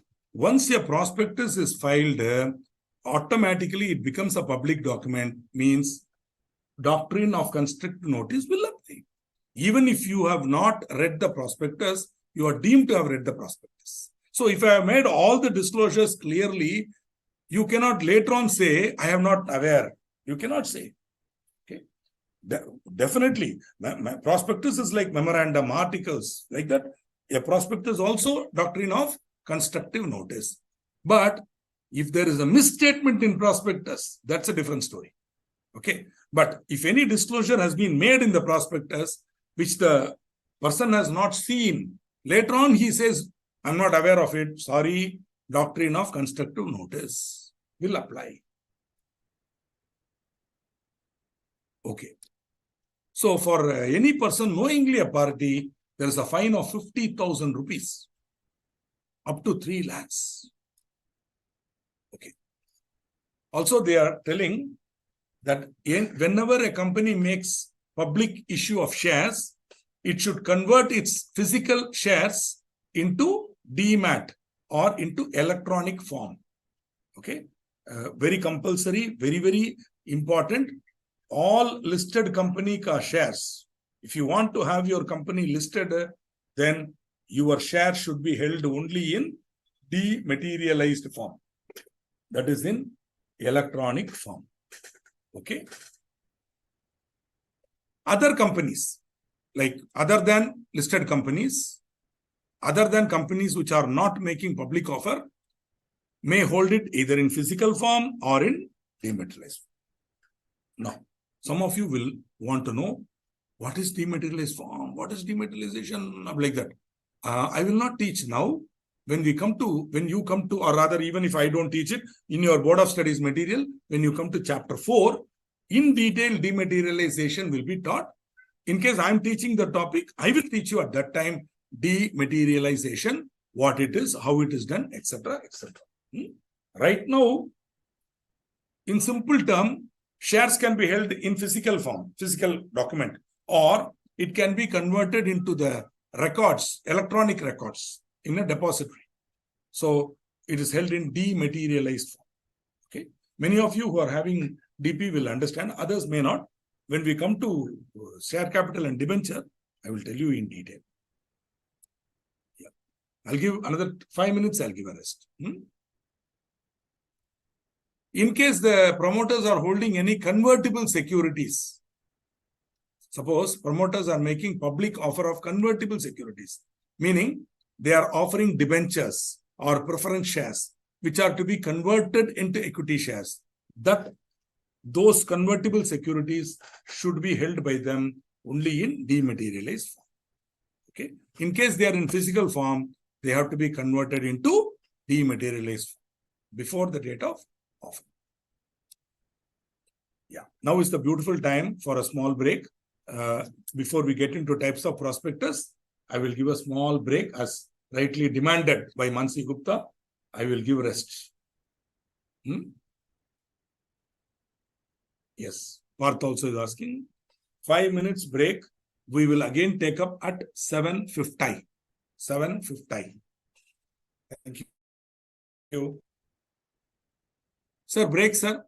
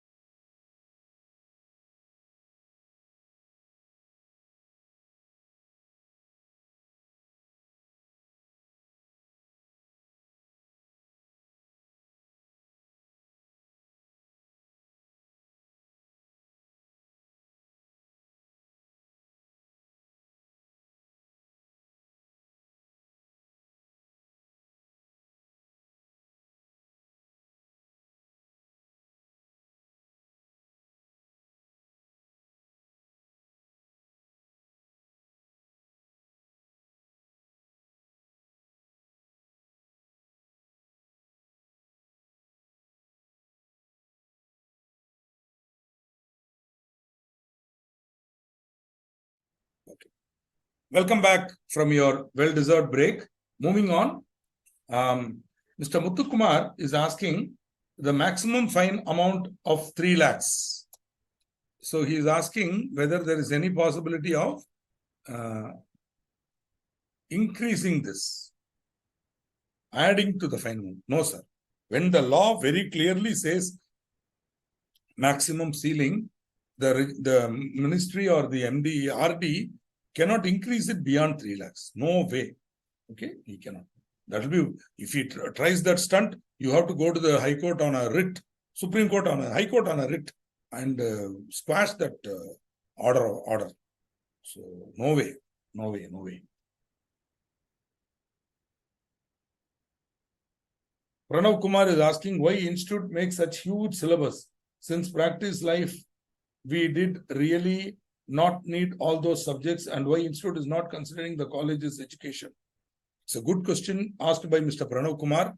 My guru, Professor K.S. Anantaraman, used to say, you're asking the right question to the wrong person. My guru used to, whenever a student asks question like this, my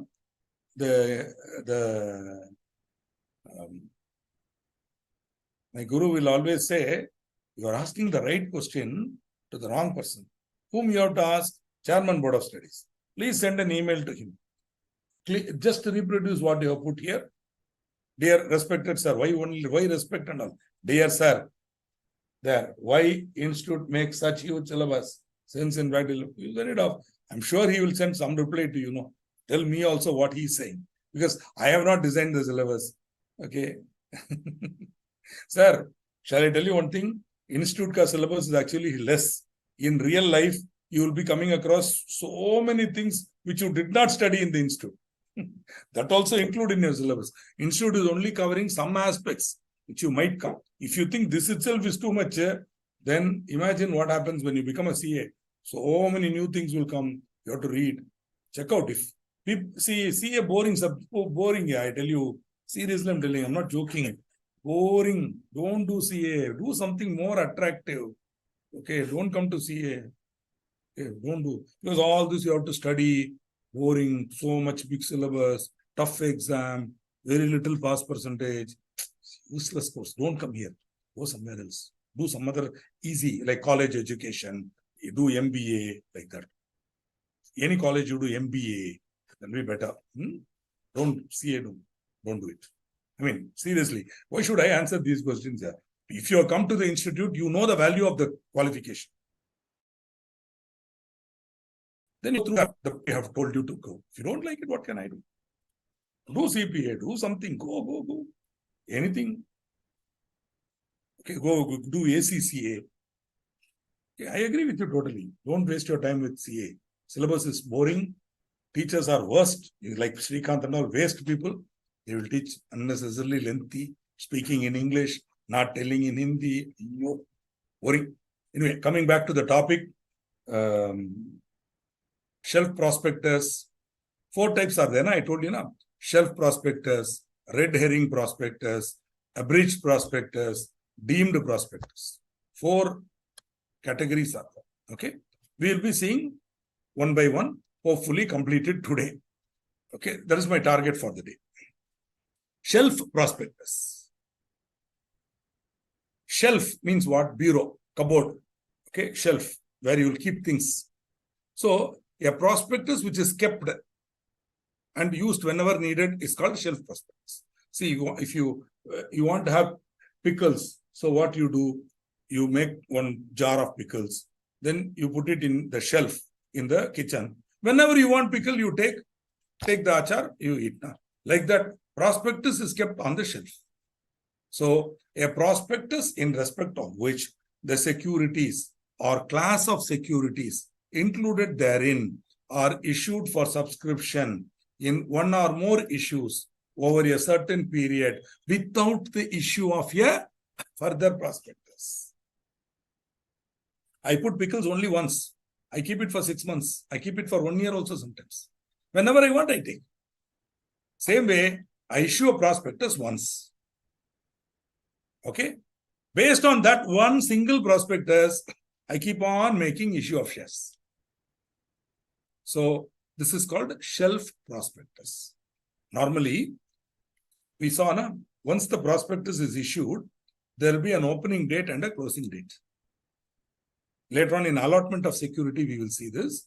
Once a prospectus is issued, there will be an opening, date of opening and date of closing.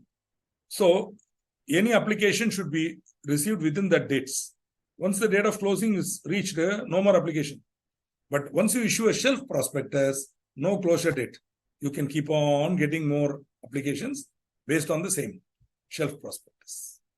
Okay. You can make one offer, you get, then again you can make another offer. Like you don't have to issue another prospectus. Based on this one single prospectus, you can make one or more issues over a certain period. Right? This is very convenient now, especially when a company is going to regularly make issue of securities. The best example, I suggest that shelf prospectus, you remember, always is good for debentures. Why? Because I'll tell a simple example you will understand. Easy to understand.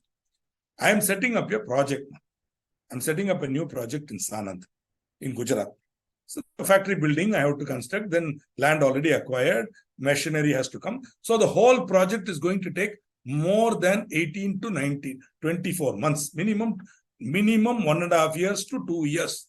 So the minute I start the project, now I don't need the entire money. My project cost, let us say, is about 800 crores, example. I have already introduced to 200 crores. 200 crores, right, sir? My own equity. I've gone public. So public also have given, based on the project, they have given another 300 crores. Okay. So 500 crores I have got equity. Now I want to borrow.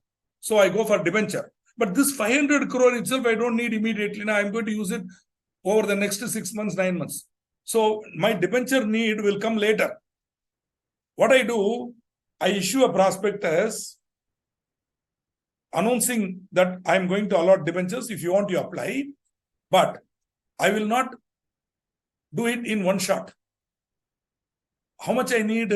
I need another 300 crore. So first I will issue one prospectus and I will only ask for 50 crore.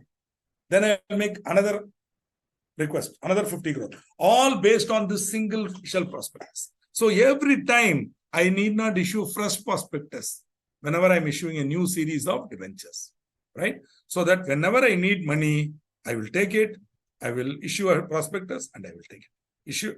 Then I will only go for for a fresh need. I will just make an announcement saying we are going for another allotment on this. In case you want to apply, please refer to the shelf prospectus which is already issued.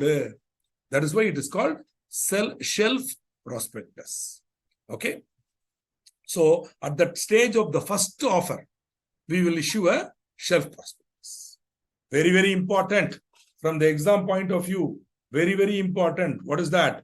What is the validity of a shelf prospectus? The validity period not exceeding 1 year shall be specified.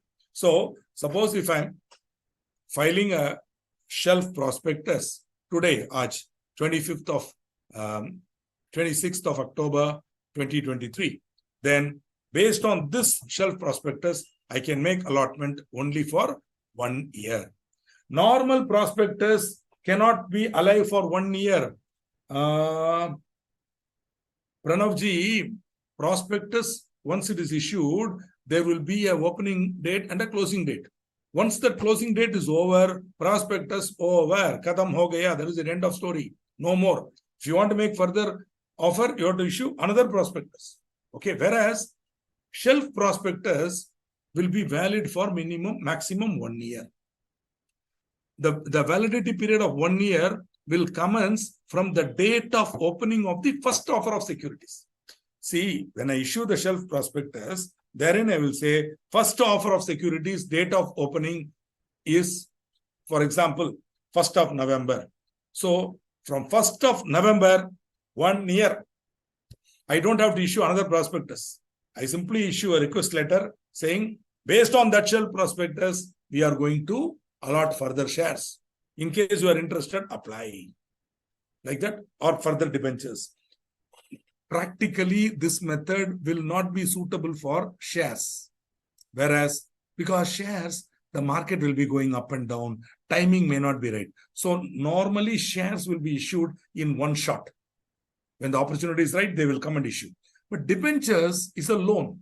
You can go anytime. Whenever you want, you can go. So every time you want to take debentures, you need not file one prospectus and go through all this thing.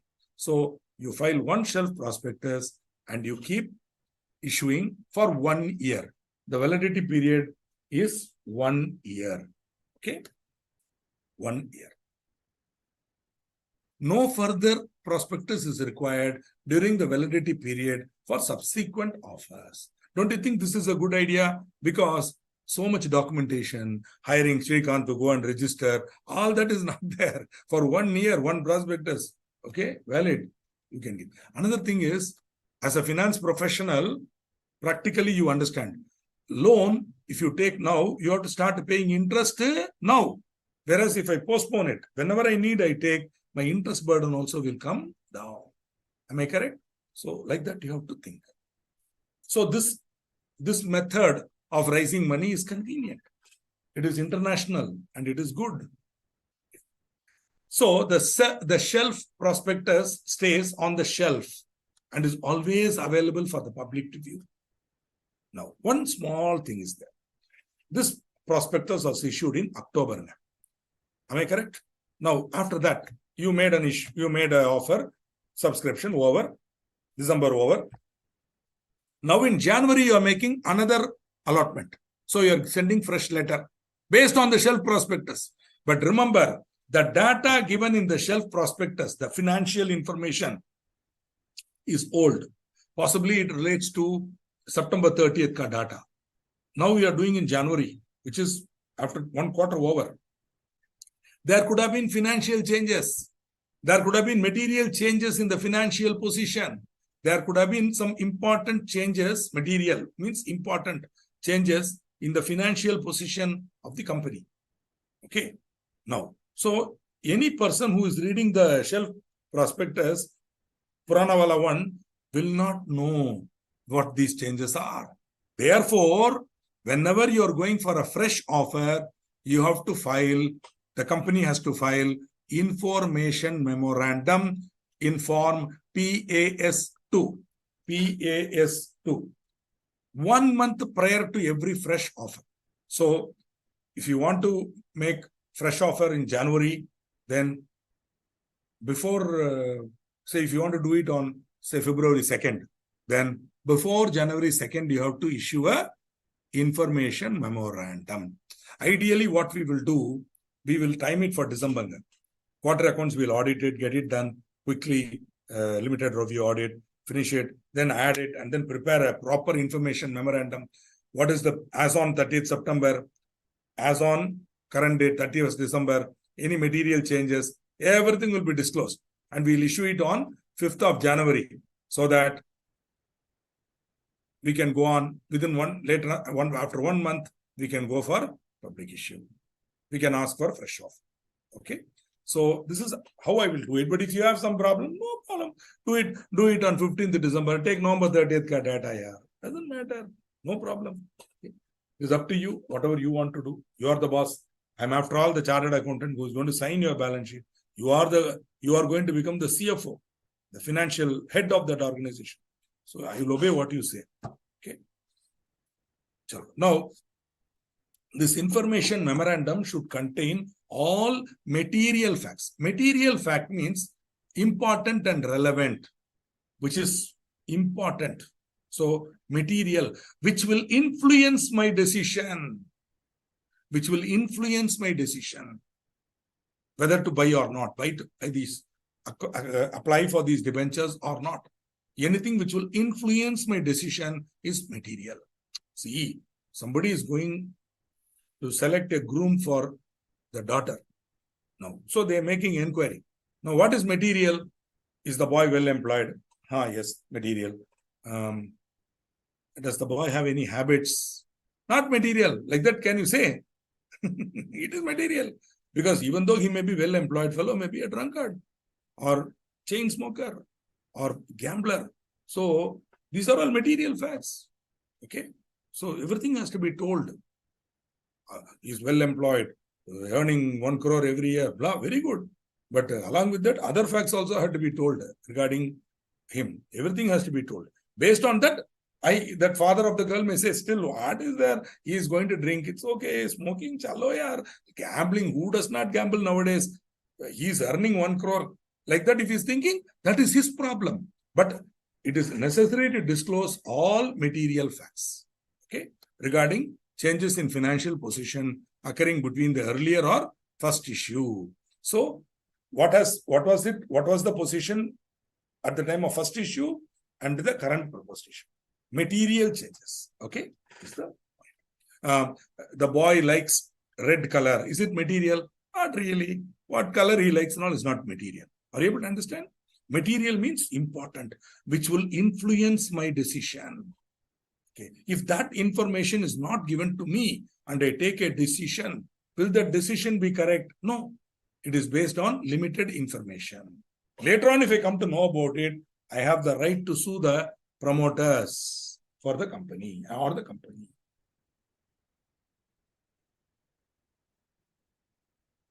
The legal principle here is disclosure. Okay. Any applicants remitting subscription money shall be intimated about the changes in financial position. Suppose you are an applicant. You might not have seen the information memorandum, but still I have to send you the information memorandum. Then in case you want to withdraw the application, you can withdraw. So if the man wants to withdraw based on the information memorandum, company shall refund all monies received within 15 days.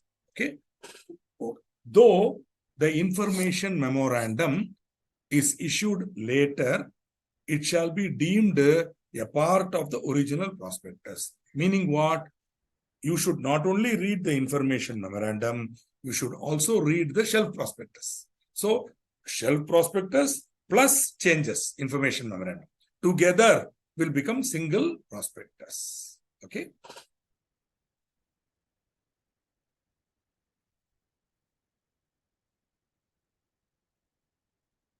A prospectus which does not include complete particulars of the quantum or price of the securities included therein. This is red herring. Finished shelf prospectus. Okay.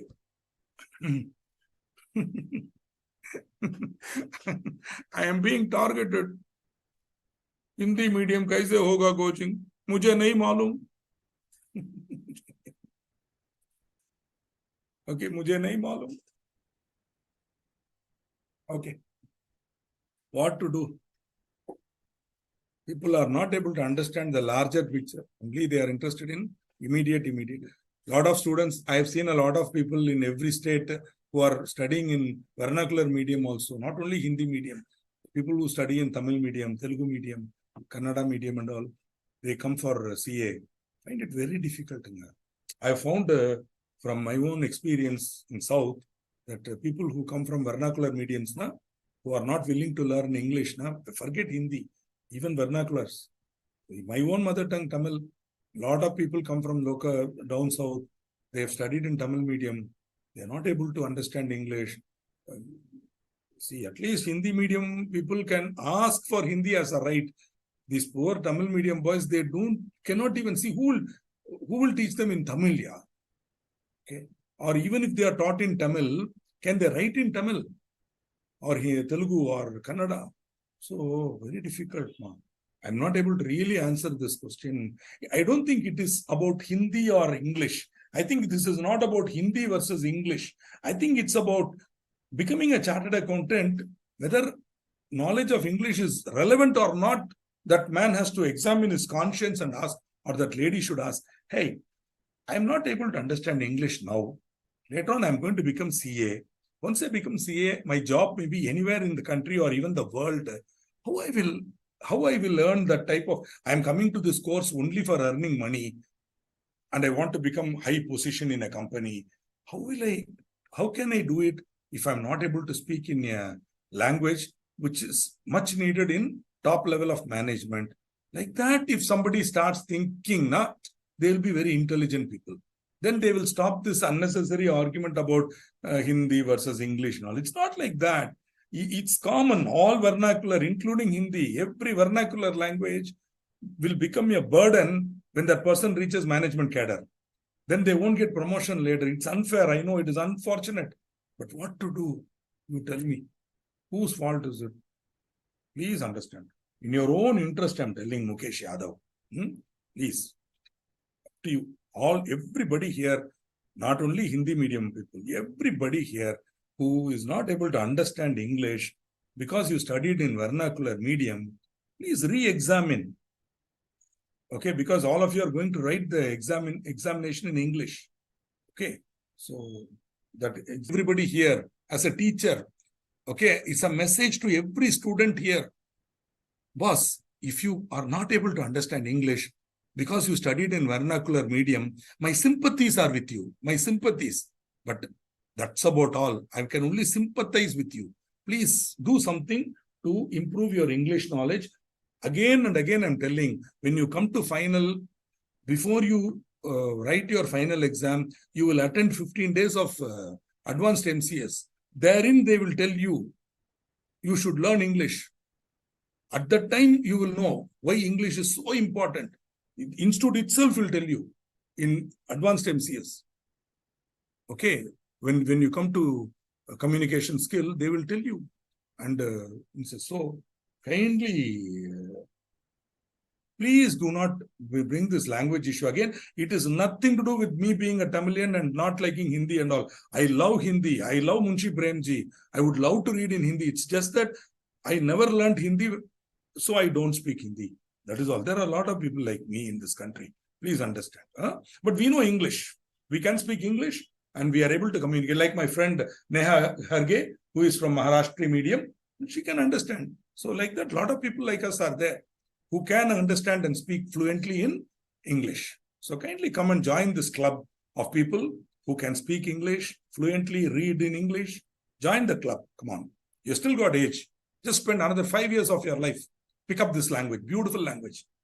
English is a beautiful language. Pick up this language. And it will be of great use to you in the long run. Chalo, I will 100% not waste your time again. But I also request students with folded arms, please do not make this Hindi thing. You want to learn company law? I will teach you. But don't, please do this.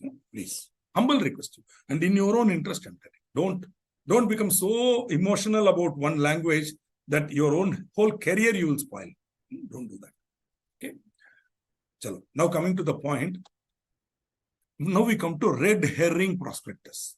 Meaning a prospectus which does not include complete particulars of the quantum or price of the securities included therein. What? It does not include complete particulars of the quantum or price? Then what is the point? Point is something called book building. The red herring prospectus facilitates the price discovery process through book building. Price discovery process. Before I continue from this sentence, I have to tell you a little bit about the history of stock markets in India. Or shares, listing of shares in India. Once upon a time, in 1990, when I was writing my ACS final examination in 1991, there was no SEBI. Yeah, you check up. SEBI was formed only in 1992. When I wrote my CES final, Company Secretary ka final examination, there was no SEBI. There was only Controller of Capital Issues. Controller of Capital Issues. CCI. What was this fellow's job? To see that everything is in order and he will decide the price. He will decide the price at which the share will be issued. Many wonderful companies, they have issued shares at par value. Can you imagine? At par value. This obviously foolishness stopped. Then when SEBI came, along with SEBI, okay, that was 1992. 92 liberalization started. Do you remember? 91, 92, 90, liberalization started. So privatization started. So the golden era of Indian stock markets has started. So at that time, SEBI came, and then SEBI said free pricing, meaning what? Company and the board of directors and the merchant banker, who is the advisor to the issue, they can decide the price, meaning what? Nominal value 10 rupees. How much premium to add? How much premium to add? Who will decide? Company will decide.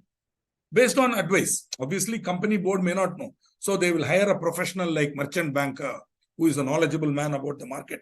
Okay. Sometimes CA, not necessarily be CA. So that they will ask his advice. He will suggest this is the best price. Why this price is very important? Because if they overprice it, if the price is high, the issue may not be subscribed. People may do their own calculation and they may say no need for this. For example, valuers like me, we will do the valuation based on the financial data. I will do the valuation and I will say, hey, this IPO are not good, overpriced. I won't apply. Like that. If many people don't apply, issue will bomb. Other possibilities also there. Underpricing. This is more dangerous, where we arrive at a price which is below the valuation, below our intrinsic value. Beautiful opportunity. Maruti Udyog, underpriced. BSNL, Videsh Sanchar Nigam Limited at that time, underpriced. Underpriced. Well below their intrinsic value it came. So this confusion was there. Therefore, SEBI bought this new concept. It said, don't decide the price immediately. Issue a red herring prospectus. For what purpose? To assess the demand and to decide the price band. That is why it is called price discovery process. You assess the demand and the price band. The red herring, RHP, red herring prospectus, will not be sent to Aam Aadmi, who knows nothing. It will be sent to qualified institutional buyers. Qualified institutional buyers. Qualified institutional buyers, QIB. This name will come regularly in your thing. So I will write it here only. Who are these people now? They are finance companies, banks, etc., who are institutional. They buy in bulk. They are experts in the field. They know everything about stock market and all. So they will know what is the status, how much. So to an extent, their quotation will be acceptable. And this HNI is high net worth individual. High net worth individual. I'm sure you heard of Mr. Junjunwala. It's a very, very famous market investor. It's called HNI. High net worth individual. That is huge amount. Your investment in the market should be in crores, hundreds of crores. Only then you can become HNI. So this red herring prospectus will be sent to QIBs and HNIs, who will send their bids. Meaning, they are not making an offer. They are only saying, if you give so many shares, if you give this price, I will take so many shares. That's why it is called a bid, wherein the HNI or QIB will only say, if you give me this price, I will take so many shares. All this will be collected. And based on that, book will be built. Now you understand what is a book? The book builder or the merchant banker will have a record, a register, wherein as and when the bids are coming, he will enter the bid. 1, 2, 3. So IDBI has sent a bid. They are willing to take 20 lakh shares, provided you give price 260. Like that. So when all the bids have come, when we look at that register, the book, we will know broadly where the price is, the price band.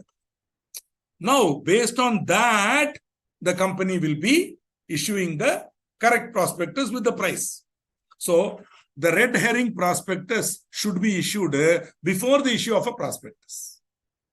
Okay. The red herring prospectus should be filed with the registrar at least 3 days prior to the opening of the subscription list. The red herring prospectus will have all the formalities of a normal prospectus. Only thing is, it won't contain the price, it won't contain the quantum of issue, right? This is the original red herring prospectus. Today, you might see, I will also show you one red herring prospectus, which will be in every way, it will be a prospectus. It will also mention the number of shares. Only thing, it will give you the price band. It will give you the price band, meaning minimum price and maximum price for the bids. Some companies still go for price band, so that application form, it's a bid come application form. So whenever the shareholders send the bids, there will be a due date. Up to that date, they can withdraw their bid. If they don't withdraw, it will become an application. Okay. And if the company allots it at that price, otherwise they will refund the money. So suppose the price band is in the range, for example, of 15 rupees to 45 rupees.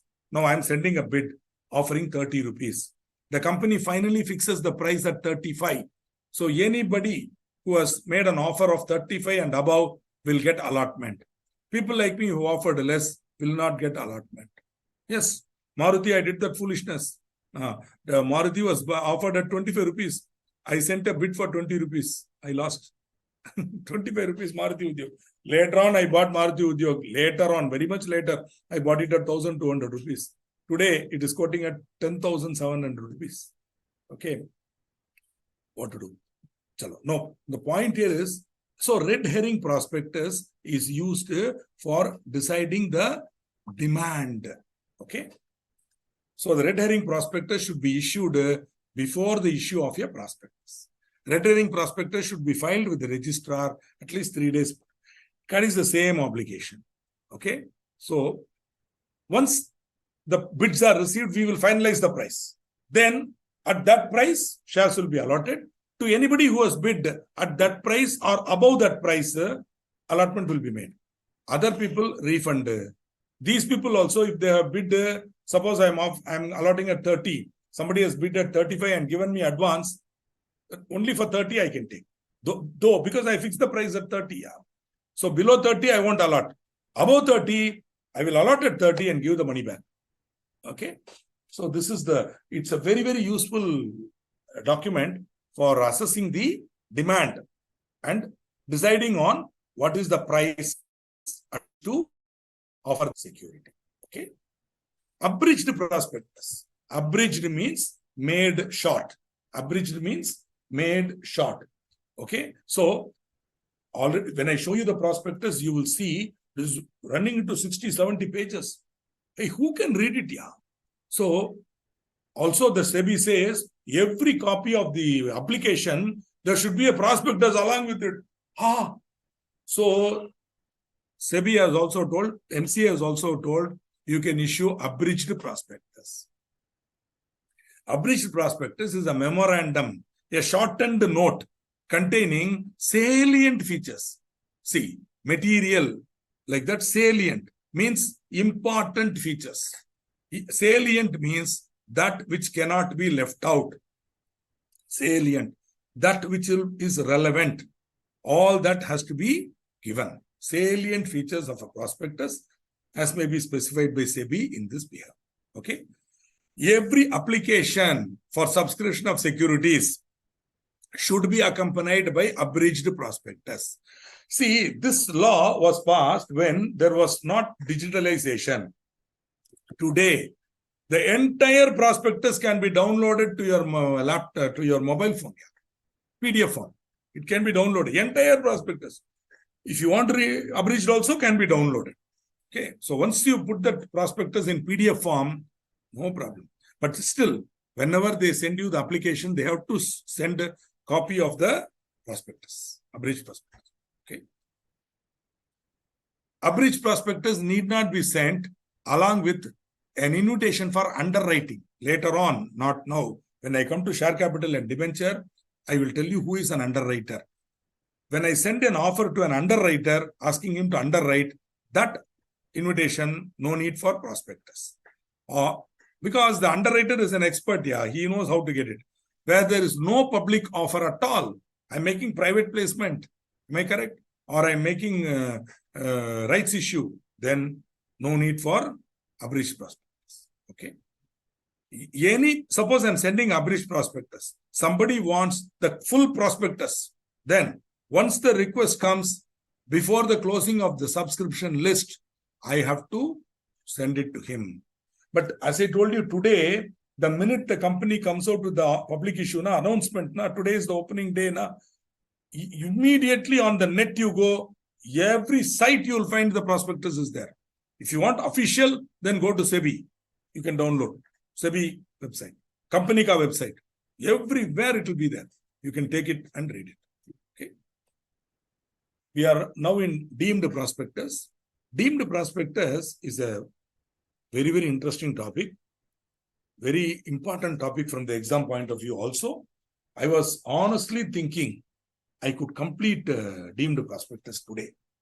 I was thinking, normally I complete deemed prospectus and all that in one shot, but today I could not complete it. Today I cannot. Only because of one reason, not because of questions. I love the questions you are asking. Please ask more and more questions. It is only because of the stupid Hindi thing. Please stop it. Please don't ask me to speak in Hindi. Please, humble request. Okay. Those of you who cannot understand English, please, if you don't, what can I do? You tell me. I cannot speak in Hindi. Please understand. Kindly do not put a comment in the, please. This has to become a promise to me. If you don't understand me, if you're still coming to my class, I don't know why. If you come, please don't request me to once in Hindi, sir, like that and all. Please do not ask. I am a teacher. I have 28 years, more than that, 30 years of experience in teaching this subject in English to students. With folded arms, this teacher is begging people who cannot understand English, only Hindi, kindly don't ask me to speak in Hindi. With folded arms, the teacher is begging, please do not waste everybody's time. Next time, if I see a request in the note, in the query pad for Hindi or any comment about Hindi is national language, blah, blah, I will be like, I told already once, I have disobeyed my own rule. Next time, no. Any such comment will be ignored, including, see, Mansi, don't keep on asking, are you ignoring my content? I ignore any request for Hindi. Okay, 100% I will ignore. Whoever puts that comment, please remember, you are wasting your time, not my time. Okay, this is the last time I'm going to do this. Please, don't get into unnecessary argument with me on this. If you doubt me, I will send you the institute appointment letter. Very clearly, is Likha. The medium of instruction will be in English only. You can just take it out. Okay. If you still want Hindi, please write to the Board of Studies, ask them to change me, get a man who can speak in Hindi, he will teach you, not me. Okay. Thank you. I had a wonderful time. Some of you have asked very good questions. I loved the questions that you asked me. I'm happy. Okay. I've completed the topic. Deemed prospectus, we don't have time because I have another online meeting to attend at 8:30. So if I take up deemed now, I cannot complete it also. So why I am folding my arm now? Well, at least then these gentlemen and ladies of Hindi speaking will understand the seriousness of what I'm telling. Please, the folded arm of a teacher is to make these people understand that it cannot be done. If I know Hindi, wantedly not speaking, when I don't know how I can speak here. Can you speak in Malayalam? Can you speak in Telugu? If I ask you to speak in Malayalam, suppose by chance, Kerala had become the largest state in India. By chance, Kerala has become the largest state in India. Malayalam will be our national language now. If most of the people in India are speaking Malayalam, then Malayalam will be our national language. But that will be wrong. Even if it is Malayalam, even if it is Tamil, that is wrong. Okay, whichever language, majority cannot decide. English is good, please learn it. Chalo. Now coming to the point, today I'm not going to touch deemed. Aram se tomorrow in the next class on Sunday, 29th evening, we will take up deemed prospectus, etc., etc., etc., and we'll go on. I am also having one more class which I will cover prospectus. So we have time. Let us see. Good. Thank you for confirming that thing. And okay, any questions? Let me see. Tell me many times people can't understand why you're wasting. Exactly. I'm wasting my time. Next time onwards, no way. You put Hindi. That's it. End of story. You will put. That's all. I will not see it. 100%. I'm not angry with you, Mansi ji. Sometimes, you repeat the question and then you ask, are you ignoring my question like that and all? I'm saying don't do that. Even if you put it once also, I will see it. Especially for me, Mansi is a very, very important student. So I will definitely answer your questions. I'm not angry with you. Okay. Good. Thank you. Wonderful. No problem. Yeah, red herring prospectus is used for IPO, FPO, everywhere red herring can be used. Whenever you are issuing shares to the public and you don't know what price to charge and how much will be demanded, you can use. It can be used in IPO, FPO. See, it is a kind of prospectus which is used. I will show you in the next class some examples of RHP. Thank you. Repeat the exception part in page 28.